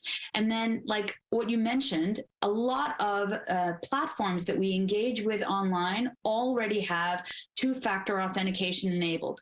We as users, though, need to turn it on. There's some user involvement in order to be able to use that benefit that's already there. So I urge everybody on the platforms that you use, whether it's Instagram or Facebook or whatever it is, WhatsApp, etc., Signal, turn on that 2-factor authentication mechanism that's there. If you don't know how to do it, Google that for the platform that you're using. You'll find an easy set of instructions. The other thing about passwords, now, I have to tell you, this is a drama, and it's always been the worst thing ever. People do not like complex passwords because they don't remember them, so they wind up writing it on a sticky note or losing it or whatever. So the best thing is to have a unique password for everything you're using, and then to manage that with a password manager. So the easiest way to do that unique password for every site and then having it slightly complex is to let it go into a password manager, and there's a bunch of good ones out there. Pick one. Make sure you use it, consistently, use it across your different devices, and already that will make a huge amount of difference. There's also like small things that I like to point out, which is really when you are getting links in emails, just don't arbitrarily click. Try to find out where that link is taking you, and then you can better click that by yourself by typing it in if that's a valid and legitimate email. Try to have, for sensitive information, an offline channel, like a phone call that you can make to verify that that's legitimate requests that you're actually getting. I know you got to wrap up a little bit here, Jaya, but what about social media with our youngsters out there? They're on it a lot. What are best practices for social media? Well, again, my thing that I do with my kids is to just agree on a certain amount of screen time to monitor usage. And one of the things that I did with my son very early on is that we actually read the terms and conditions of the platform that he was using. And it sounds absolutely horrible and a terrible thing to do with your Sunday afternoon, but it's actually really useful because then they suddenly understand that they're being followed and tracked even when they're not on that social media platform. And all of that off-platform activity about them is used to collect information about all of their browsing behavior. And so when my son found that out, he actually said, you know what, I don't want to do this now. This is not the goal. We want to empower people to embrace online technology and be having some concept of digital freedom when they go online. But again, it begins with the dialogue. Just start the conversation. I think that's a great thing to do in this month of cybersecurity awareness. What a novel concept, reading the terms and conditions. I love it.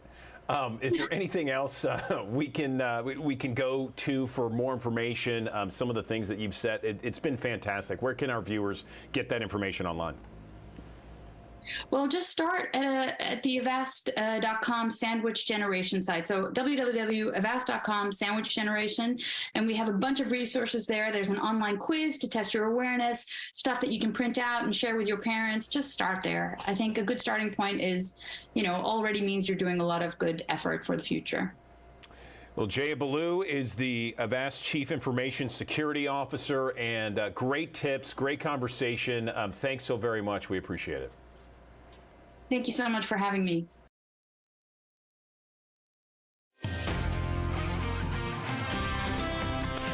We've got high pressure in place for the Mid-South today, so that's going to make for overall a nice afternoon. Winds will be shifting out of the south today, and we've got a lot of sunshine in store for us. But here's your first alert to some changes. We've got a cold front that's going to be making its way into the Mid-South as we head into tomorrow and carrying over into your Friday. That's going to bring in some rain chances here. I can't rule out a little bit of drizzle early in the morning, but I think most of your day Thursday will be dry. Then by 3, 4 o'clock in the afternoon, we're going to start seeing some showers moving in. And these will be moving, of course, from west to east. They'll fill in, and we'll see even a couple of heftier pockets of rainfall possible as we're heading into the late evening hours on Thursday. But I'm not anticipating any storms here. Of course, I can't rule out that one rumble of thunder. We will continue to see these showers moving through as we're heading into our Friday morning. But notice most of that will be on the lighter side. Now, ahead of that system, winds are going to pick up as well. So throughout the morning, we'll have those winds around 15 to 20 miles per hour. And as we head into the early afternoon, wind gusts closer towards 30 miles per hour will be possible.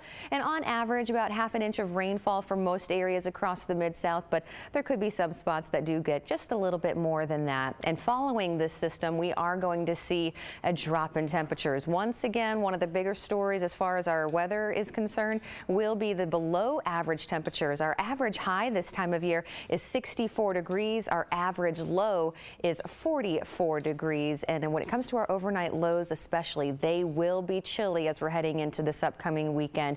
Saturday, Sunday, and Monday mornings, overnight lows once again in the low 30s and even some upper 20s. We might have some more frost and freeze advisories that will be issued.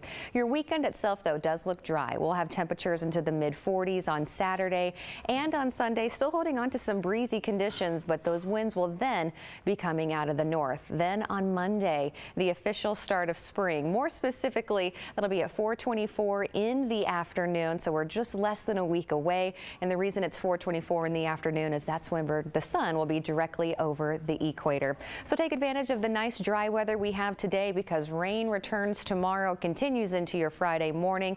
And then after that, even though we've got nice dry weather, it is going to be on the chillier side with our highs into the 40s throughout the weekend and overnight lows in the 20s and 30s. All right, well, the Alzheimer's Association just released the finding of its 2023 Alzheimer's disease facts and figures report. Now, this is an annual report that reveals new insights and findings from patients and primary care physicians on current barriers preventing early discussion of memory loss and cognitive decline, along with several other key takeaways. And Dr. Nicole Purcell is joining us this morning to talk more about it. She is a practicing neurologist and senior director of clinical practice at the Alzheimer's Association. Dr. Purcell, good morning. How you doing? Thank you for having me. So glad to have you on talking about this topic that I think impacts so many people, whether indirectly or directly. And so let's just talk about this new report and just some of the things that it uncovered.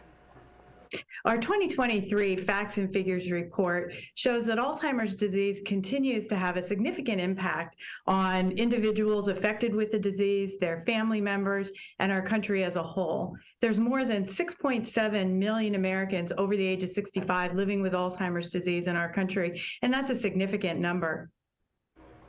So what about here in Tennessee?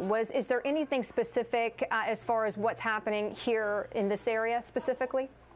So in the state of Tennessee, there's approximately 120,000 individuals affected with Alzheimer's disease, and there's more than 367,000 friends and family members providing that care. Oh, wow. And we've done stories about, caregivers and just the difficulties of being a caregiver. Can we talk, though, some about why doctors and patients maybe are a bit hesitant to discuss things like memory and thinking, and what kind of concerns do they have with that? So individuals reported feeling more comfortable talking to their friends or family members about their symptoms so that they can compare notes to see if what they're experiencing is normal or whether it's abnormal. They're also concerned that perhaps they'll get a diagnosis of dementia or Alzheimer's disease, and that's a serious condition.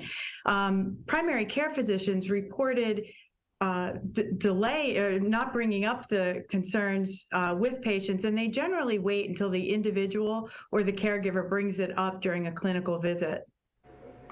And what about when it comes to treatments? Is it helpful the earlier that you are able to maybe pinpoint what's going on, where you can start doing treatments or medications or something to help slow the progression? Is that why early conversations are so important? Early conversations are important so that the individual can be assessed for their cognition and get a diagnosis. We currently have 2 medications that are FDA approved for Alzheimer's disease, and it's important to note that they're indicated for the early stages of Alzheimer's disease or mild cognitive impairment stage. So it's very important to talk to your doctor about these concerns, to get a diagnosis, and to be assessed for possible treatment if that's part of the care plan. What can be done to maybe make these conversations more common routine when it comes to talking with your doctor? What needs to happen?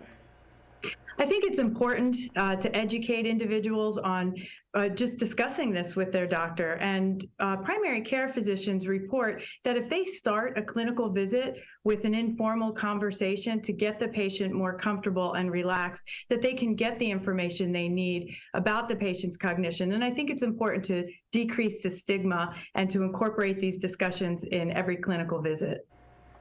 Any kind of surprising things that came out in this report? I think the most surprising thing is that these discussions between patients and individuals and their primary care provider are just not happening. So I think we need to increase awareness and get people to have these discussions. And so is there a place where people can go and get some more information if they want to be able to kind of be more aware of these types of problems and addressing them? They can visit our website at alz.org. You can find our facts and figures report there, and there is a significant amount of information on dementia and Alzheimer's disease there. Dr. Purcell, anything else you want to make sure to mention before we let you go today? My only thing is if you or a loved one is having concerns with your memory, please talk to your doctor. Well, Dr. Nicole Purcell, practicing neurologist and senior director, clinical practice for the Alzheimer's Association. I really appreciate your time today, and thank you so much for sharing the latest from this report. Thank you. I appreciate the opportunity. Andrew Douglas here in the Action News 5 digital desk. How much sleep did you get? Did you get enough? Did you get too much? Did you maybe get enough, but not enough so that you want to take a nap later in the day? Well, we know that sleep helps repair and restore our body and also restore our brain. It also affects our overall well-being. In fact, poor sleep quality has been linked to all kinds of instances of mental health issues like anxiety and depression. And there is a new poll out that examines the relationship between proper sleep and depressive symptoms. I want to bring in now sleep expert Dr. Joseph Dervesky. He is joining us on the digital desk. And doctor, it's good to see you. Did you get enough sleep this morning? Well, I'm doing several of these interviews today, so my sleep might have been a little disrupted last night. Yeah, well, I work in the mornings, and I'll tell you, sometimes I don't have the best schedule, and I'll need a nap later in the day. But I'm curious about this new poll. What did this new sleep poll find? Yeah, so the National Sleep Foundation conducts an annual Sleep in America poll, the premier public poll that examines attitudes, behaviors, trends around sleep. And this year, marking our 25th anniversary of Sleep Awareness Week, our poll focused on sleep health and mental health, and the results were pretty striking. First, starting on a positive note, we found that over 90% of adults who have good sleep health also are free of significant depressive symptoms. However, nearly 7 out of every 10 adults who are dissatisfied with their sleep report mild or greater levels of depressive symptoms. Adults who have just 2 nights a week with difficulties falling asleep or staying asleep have higher levels of depressive symptoms. And 50% of adults who don't get the National Sleep Foundation recommended 7 to 9 hours of sleep per night also have significant levels of depressive symptoms. So quite striking and strong relationship between sleep health and mental health. Yeah, no question about that. No question about that, Doctor. I'm curious, though, because none of what you said surprises me. I'm just wondering, is there any differences from this year compared to last year? Yeah, so this year, again, marking that 25th anniversary of Sleep Awareness Week, we really wanted our Sleep in America poll to focus on a highly impactful topic. Given recent comments from the U.S. Surgeon General, statements by the National Institutes on Health, Centers for Disease Control, we thought that there couldn't be a more important time to focus on something like the link between our sleep health and mental health. In previous years, our poll focuses on sleep and other topics, whether that's bedroom environment, work productivity. This year, we really wanted to focus on the mental health connection. You know, mental health has become a center stage issue that so many of us are talking about these days coming out of this pandemic. And a lot of, when it comes to sleep, so much of our mental well-being really depends on the amount of sleep. Is that right? Yeah, we like to think about sleep as a foundational, behavior through which we can live our best lives. So sleep health is connected to our, as I mentioned, mental health and well-being, our physical health, our social connectedness. It really touches every aspect of our lives. So getting that enough of the quality of sleep each night really sets the stage for everyone to be their best selves during the day. So let's talk about some easy, simple steps to improve our sleep each and every night. We have thousands of people watching us, Doctor, and they're just tuning in, and they probably want to know, okay, tonight I want to get some really good sleep that's going to help me and my physical and mental being. What do I need to do? Yeah, the National Sleep Foundation is committed to helping anyone and everyone be their best slept self. Towards that goal, we recommend 6 small steps that everyone can take. 3 steps during the day and 3 steps at night. The 3 daytime steps include things like getting exposure to bright light, especially in the morning hours, becoming more physically active, getting exercise like several days a week, and eating your meals at consistent times each day. During the evening hours, we encourage everyone to refrain from alcohol, tobacco, and heavy meals before bedtime.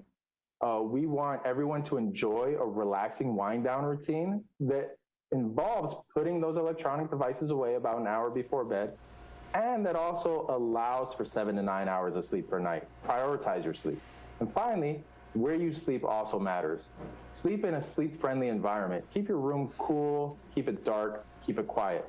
Importantly, our poll did show that people who engage in these healthy sleep behaviors, number 1, sleep better, and number 2, are also less likely to experience significant depressive symptoms. Now, we also know that there's more work that we can do because the average U.S. adult only engages in about 60% of these behaviors across a typical week. Okay, sleep expert Dr. Joseph Durjevsky. We really appreciate some of these guidelines here. Before we let you go, is there a place online where some of our viewers can get this information you talked about? Yes, we'd love all your viewers to visit us online at theNSF.org. We've been the nation's trusted source for sleep-related information and sleep health-related information for over 30 years, so please visit us online. Okay, appreciate it. Dr. Durjevsky, thanks so very much. Thanks for having me. Good morning. I'm Amanda Hansen here at the Action News 5 digital desk. While flights, hotels, rental cars, the prices of these things continue to go up, it doesn't seem like travelers are stopping. People want to get out. People want to explore. People want to go on vacation. And so, you know, with that comes expenses. And a recent survey from pay over time provider Affirm revealed that the majority of Americans still plan to be traveling. They plan to get out this year. And joining me now to talk more about just some tips for people is Senior Vice President and Financial Health Expert from Affirm, Katrina Holtz. Good morning. How are you doing? Good morning. I'm great. How are you? Doing really well. You know, I want to dive right in because I want to talk about this recent survey conducted by Affirm. It was revealing travelers' trends and preferences this year. What did y'all find? Yeah, we found that despite record high costs, like you mentioned, people are still eager to get out and travel. The average American plans to take at least 3 trips this year and spend over $3,000 on travel. In fact, 3 out of 4 millennials and Gen Z plan to take up to 6 trips this year. Oh, wow. I wish I could do that. Take 6 trips in a year.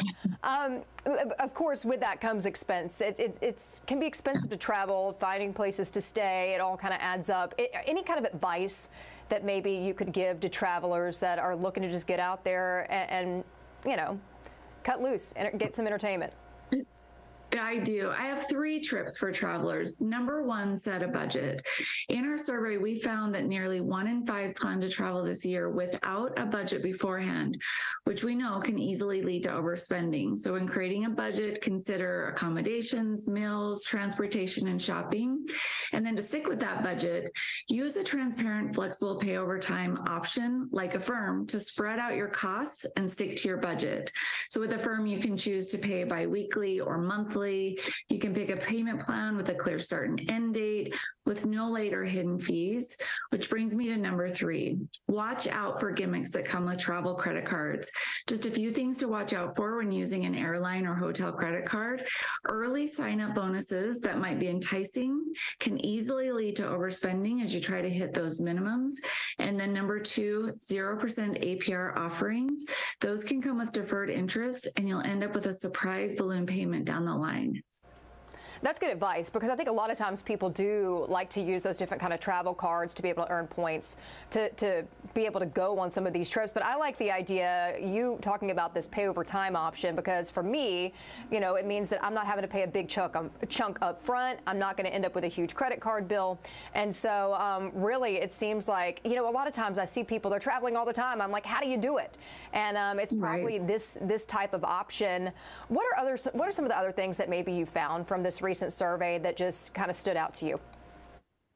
Yeah, we also found that this is another big year for weddings. So the average American was invited to 3 weddings this year, and they plan to spend an average of $1,000 per wedding. So in addition to travel, we recommend adding a line item for weddings in your budget this year. That's good advice. I was at a wedding back in November, and I probably did spend about $1,000 to be in that wedding, and then I'm getting married in May. So, you know, congratulations. Thank you. Yeah, it is expensive. So like you said, being able to kind of plan, create that line item in your account to help you kind of be able to afford that is great. Where can people go to get some more information about some of the things we talked about here? Yeah, they just need to go to affirm.com or download the Affirm app to learn more. Well, good stuff. Katrina Holt, Senior Vice President and Financial Health Expert with Affirm. Thank you so much for your time this morning. Thank you so much. Have a great day. Okay, Andrew Douglas here in the Action News 5 digital desk. Let's talk about education in the state of Tennessee. And from what we understand, Tennessee House Speaker Cameron Sexton floated the idea of the state rejecting federal funding for K-8 education. He wants to free up Tennessee schools from various federal rules and restrictions that go along with accepting these dollars. Right now, the state of Tennessee gets about $1.8 billion annually from the federal government for K-12 education. And the Tennessee House Speaker says the state has had enough revenue to cover any difference, but does a shift like that certainly would mark a major change in how Tennessee funds education. Let's talk more about this with Marta Aldrich. She is a reporter with Chalkbeat Tennessee, State House reporter there. Marta, glad to have you back on the digital desk. How are you? Thank you. Very well. Good. So $1.8 billion, that's a lot of money for Tennessee to forego. Tell us, is this actually feasible, and what would it mean? So, well, first of all, I want to say Speaker Sexton, people have asked me if this is a serious proposal, and Speaker Sexton says he is serious. In fact, his words to me were, I absolutely think we should do it. But he added that he wants to start a conversation about the idea, and that it doesn't mean that Tennessee should make this kind of massive shift this year. And spokespeople for Governor Lee and for Lieutenant Governor Randy McNally have also indicated that their offices are open to exploring the possibility. And several top education leaders in the House have expressed outright enthusiasm for this idea. They say it would give Tennessee more autonomy when it comes to educating our students. But there are other lawmakers who say they have a lot of questions still. So I've heard from Republicans in Tennessee and other states that have talked about this move, this idea, saying that CRT, woke ideology, they want to stay away from that. And that's what they say is one of the main reasons why they want to reject funding, because otherwise there will be a lot of, I guess, strings attached to that money. My understanding is no states really rejected federal funding. Is this feasible? Could Tennessee do it? And if so, how? So yes, Tennessee could reject the federal funding. The reason that no state has ever done this before is that states typically need the money. Federal funding makes up about 1/10 of their K-12 education budget. And leaders in other typically Republican-leaning states have talked about this idea before. In Oklahoma right now, lawmakers are currently considering legislation to phase out federal ed funding over 10 years. And there are also small school systems across the state that have passed on federal money. That's usually because of the cost of compliance for those school systems. I will say, how are we going to do this now?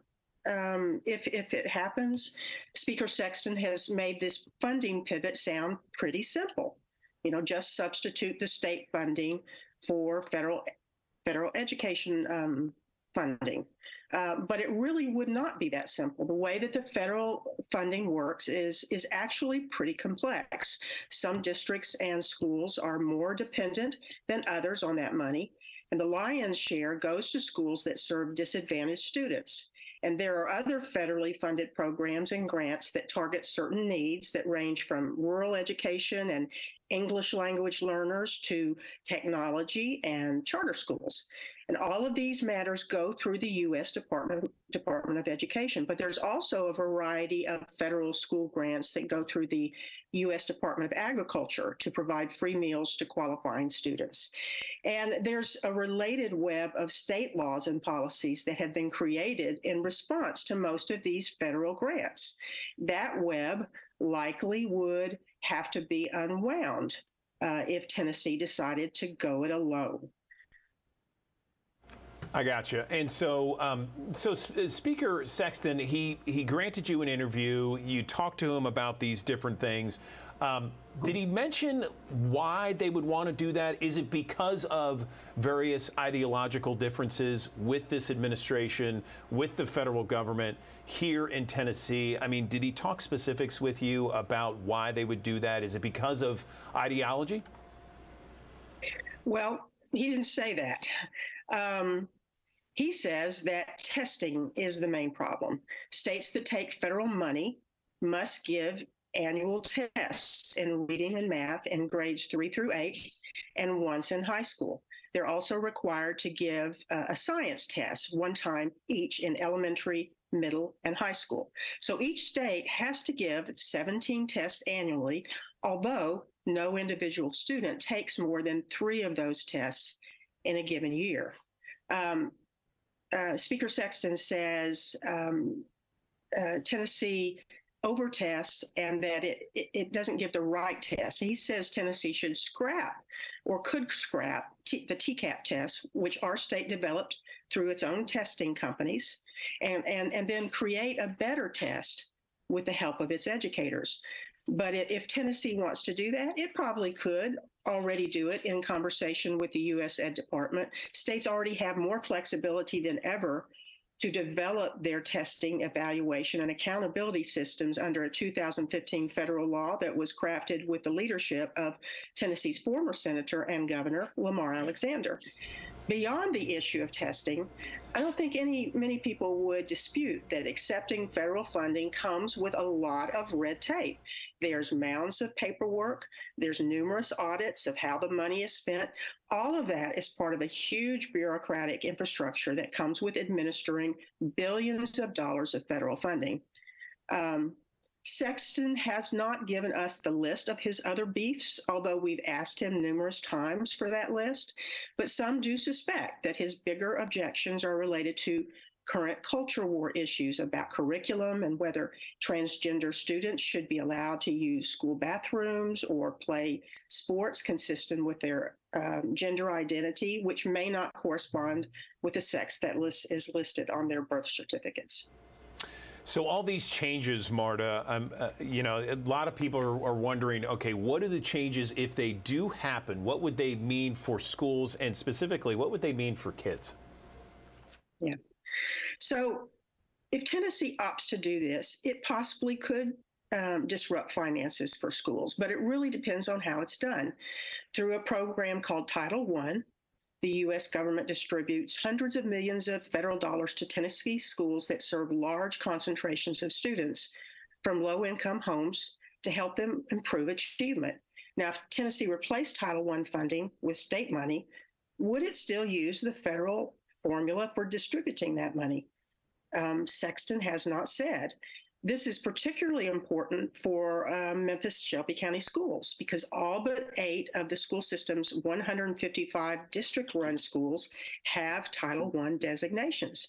And if you add up all the various pots of federal education money due to MSCS, the district is projecting to get more than $892 million in federal dollars next school year. As for what it could mean for kids, that's really the most important question, right? And the answer is there's just a lot of uncertainty. Speaker Sexton has said his intention is for the state to fund all of the programs currently covered by the federal government, but he's not given details about what that would look like. For instance, for students with disabilities that are currently protected by the Individuals with Disabilities Education Act. That federal statute says schools that accept federal funds must identify students with disabilities and give them a free and appropriate public education that's tailored to their needs. Now, Sexton says the state can come up with a similar program that he believes could be better, but the Tennessee Disability Coalition says there's no assurance that a Tennessee version would give families the same or better protections than under the current federal laws that are designed to protect students with disabilities. Are they going to discuss this during this legislative session? I mean, it sounds like Sexton floated the idea, and now it's time for state lawmakers to discuss it. So there's not going to be the details that we know that we're asking about right now. Is this something that could eventually be resolved this legislative session, or might it be something that's afterwards? I would seriously doubt it. He has not filed an amendment to an existing caption bill that would lay out his plan. And really until people see the details, there can be no serious discussions. This is a 2-year legislative session. We're at the very beginning of the 2-year session. So he could file a bill to be discussed in next year's legislative session, and it would still count because it's part of this current General Assembly. So I would not anticipate anything immediately, but you never know. Yeah, I got you. I got you. Marta Aldrich, Chalk Beat reporter for the Tennessee State House. We appreciate you writing a very detailed article about this very issue. By the way, why don't you tell our viewers where they can read this article? Just Google Chalk Beat Tennessee, and you can find our website and read our ongoing coverage that has to do with both state policy and Memphis-Shelby County schools. Okay, Marta Aldrich, we appreciate you and your time. Thanks so very much. Thank you.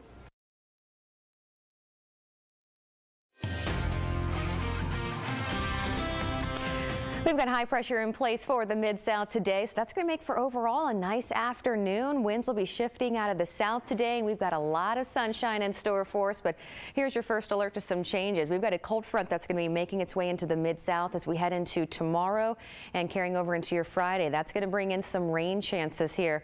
I can't rule out a little bit of drizzle early in the morning, but I think most of your day Thursday will be dry. Then by 3-4 o'clock in the afternoon, we're going to start seeing some showers moving in. And these will be moving, of course, from west to east. They'll fill in, and we'll see even a couple of heftier pockets of rainfall possible as we're heading into the late evening hours on Thursday. But I'm not anticipating any storms here. Of course, I can't rule out that one rumble of thunder. We will continue to see these showers moving through as we're heading into our Friday morning. But notice most of that will be on the lighter side. Now, ahead of that system, winds are going to pick up as well. So throughout the morning, we'll have those winds around 15 to 20 miles per hour. And as we head into the early afternoon, wind gusts closer towards 30 miles per hour will be possible.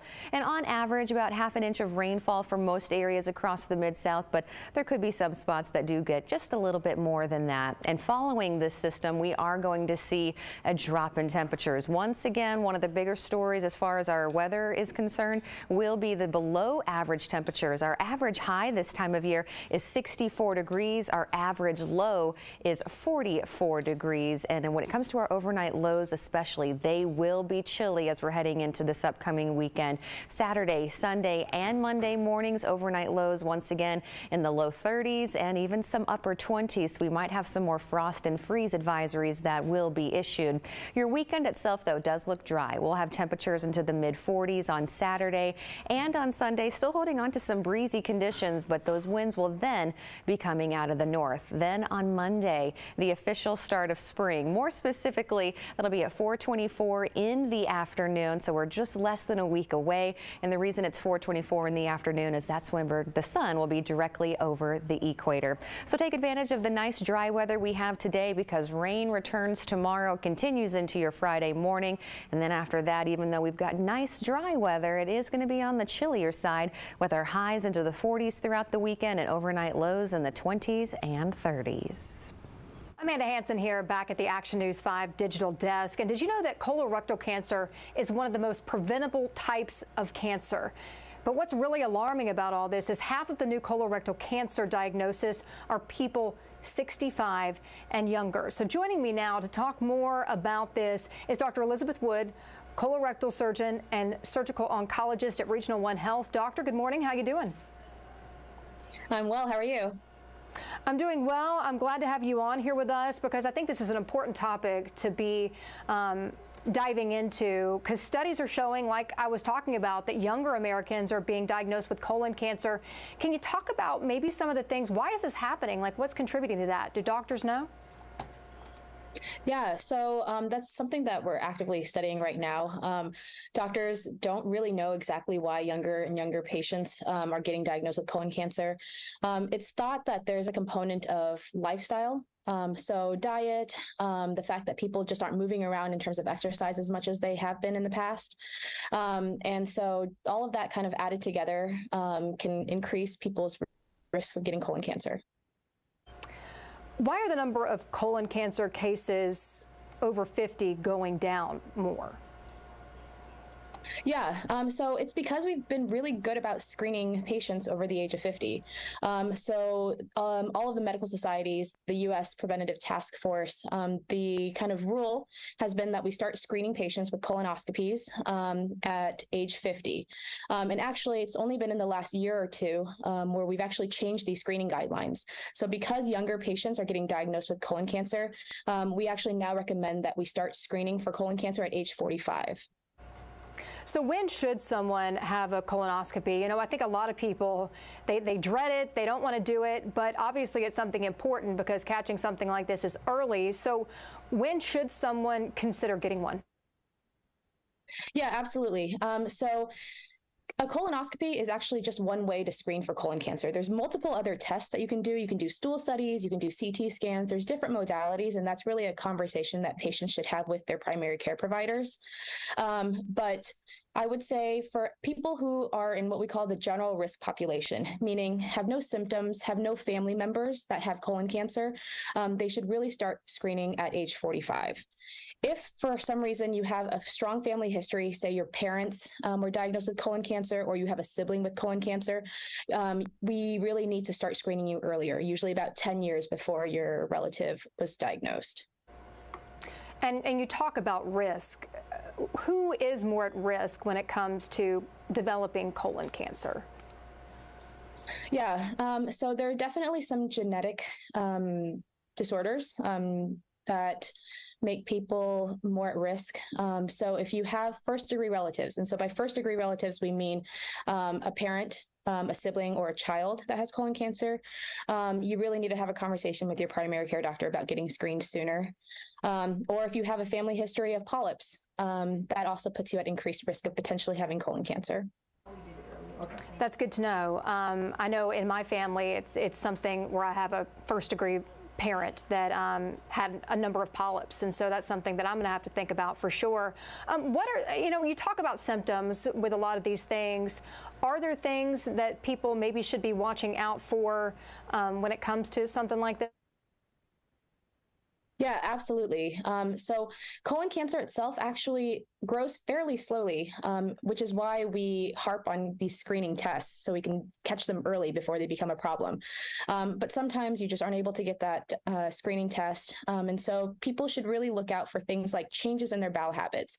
If all of a sudden you're having diarrhea or constipation before that you weren't having, or if you notice that there's a change in what your stools look like, if they start to look black and tarry, if they start to look really thin, or you're having problems having bowel movements, these are all things you need to talk to your doctor about. Good to know. And what is the best way to maybe fight colon cancer? Are there things that people can be doing? Because I know one thing you mentioned was lifestyle. What can people do to maybe kind of help combat this and keep from being at risk? Yeah, so it's kind of the same things that we tell all of our patients, right? Get plenty of exercise, weight loss. So obesity and being overweight can put you at higher risk for getting cancers of all sorts. Trying to stick to a high fiber diet. The average person actually needs to eat about 25 to 35 grams of fiber a day, which is a lot, in order to avoid being constipated. Smoking is also a big risk factor. So if you smoke, try to cut back or try to quit. That'll also really help with your to diminish your risk of getting colon cancer. And then, of course, the most important thing is get those screening tests done. You don't necessarily need to have a colonoscopy. You can do a stool study. You can do, some other tests, but just get that done. That way we keep you safe, because colon cancer is very treatable if we catch it early. Sometimes you don't need a surgery and we can remove the polyp that has the cancer in it during the colonoscopy. And that way, you prevent yourself from having a big operation and potentially needing chemotherapy. And like you said, if it's caught early, it's treatable. And so let's just talk about how colon cancer is treated. Yeah. So when we find colon cancers, if they're just within the polyp and the entire polyp is removed during your colonoscopy, you're essentially cured. So all you would need are routine follow-up colonoscopies to make sure that the polyp hasn't come back. If we do find that there is a tumor within the colon, usually if there has not been any spread of the cancer, so it hasn't spread to your lungs, livers, or anywhere else in the body, then surgery would be the next step. And then depending on kind of how the surgery goes and how large the tumor is and how, invasive it is, the patient will potentially need chemotherapy afterward. All right. Well, we have a lot of viewers that watch us here on our digital live stream. What is the main point for those that are watching that you really want them to take away from this interview?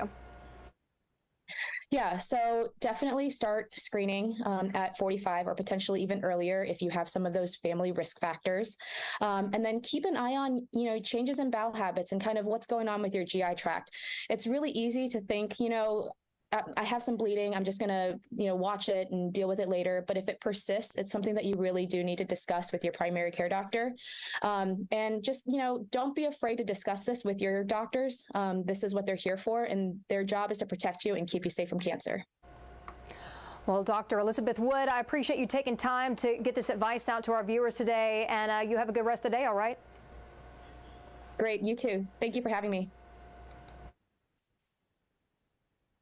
All right, I want to tell you about a shocking new report from the CDC confirms what many parents already suspected. Teen girls are in crisis. In fact, a 2021 survey of more than 17,000 high school students found that 30% of the girls had considered suicide, a rate that's double than that of boys and almost 60% higher than 10 years ago. So parents, what do you do? What steps can you take now to help your child? Joining us now to talk more about this is National Recovery Advocate David McGee, joining us here on the digital desk. David, good morning. Good morning. Thank you so much. I'm glad to have you on here because I think this is something that needs to be talked about. And of course, the contributing factors. But before we dive into some of that, can you talk a little bit about your background? Are you coming to us from Oxford?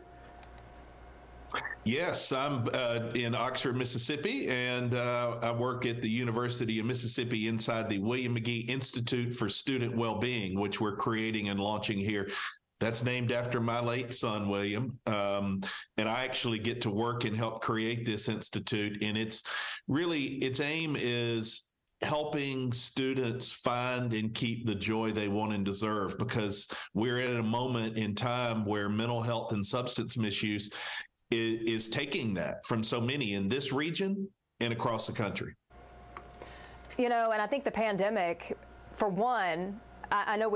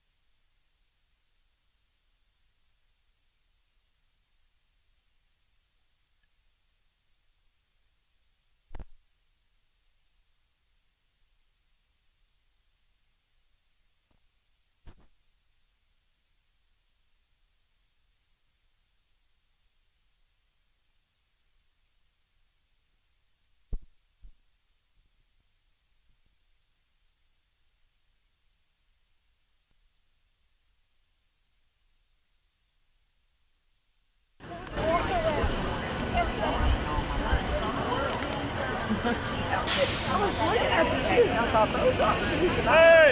how y'all doing up there? Hey, go Tiger, let's go, y'all. Hey. Wake up, let's go, wake up, let's go. That's all you need.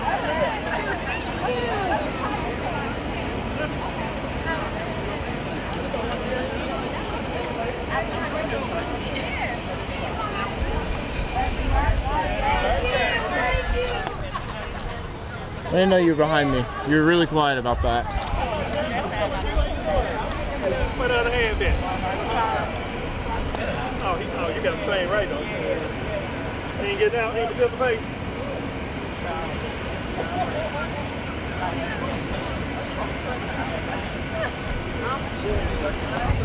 Bam. Get on in it, get all this in there. Bam. Yeah, you got to go get this tight, too. go tight. Look. Here to save the day, Hardaway. I like that. I like your feeling. Yeah. I like your feeling. You ready?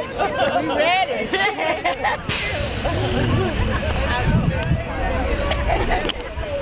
Yeah.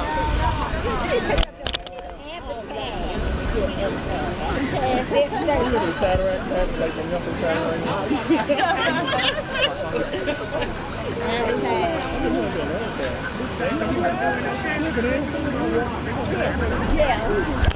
We just slide over here. Well, I got you.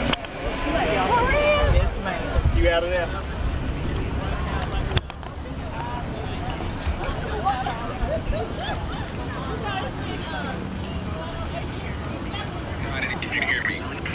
We can hear you. What's going on? Yeah, what's up?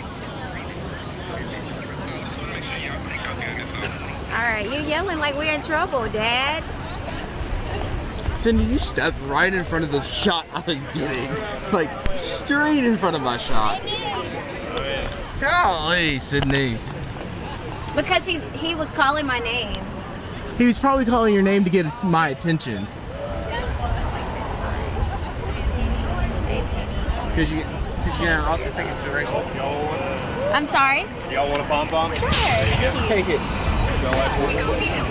You could use that.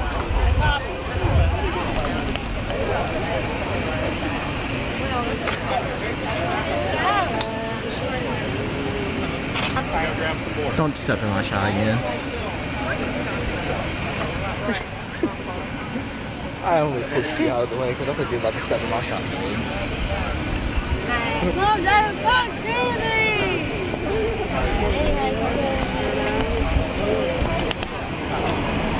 Can I take a picture of your sign?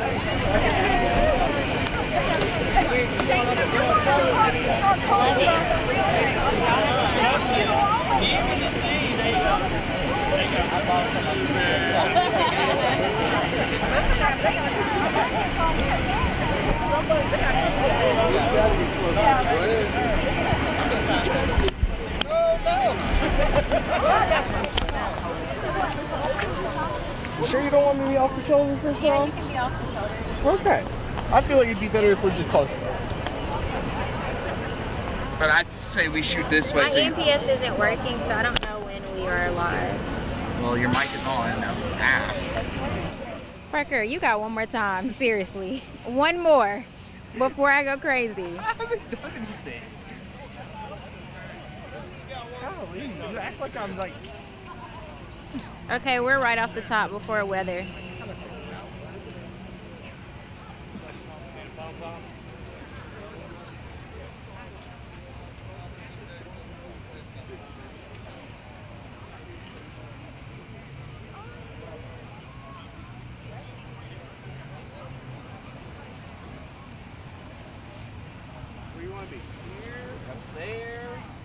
We can face this way since Fox 13 is that way, so we don't get them in our shot. Well, step right here, so I have sun that's hitting me because I can't hear it. Okay. The shade is killing me. Okay.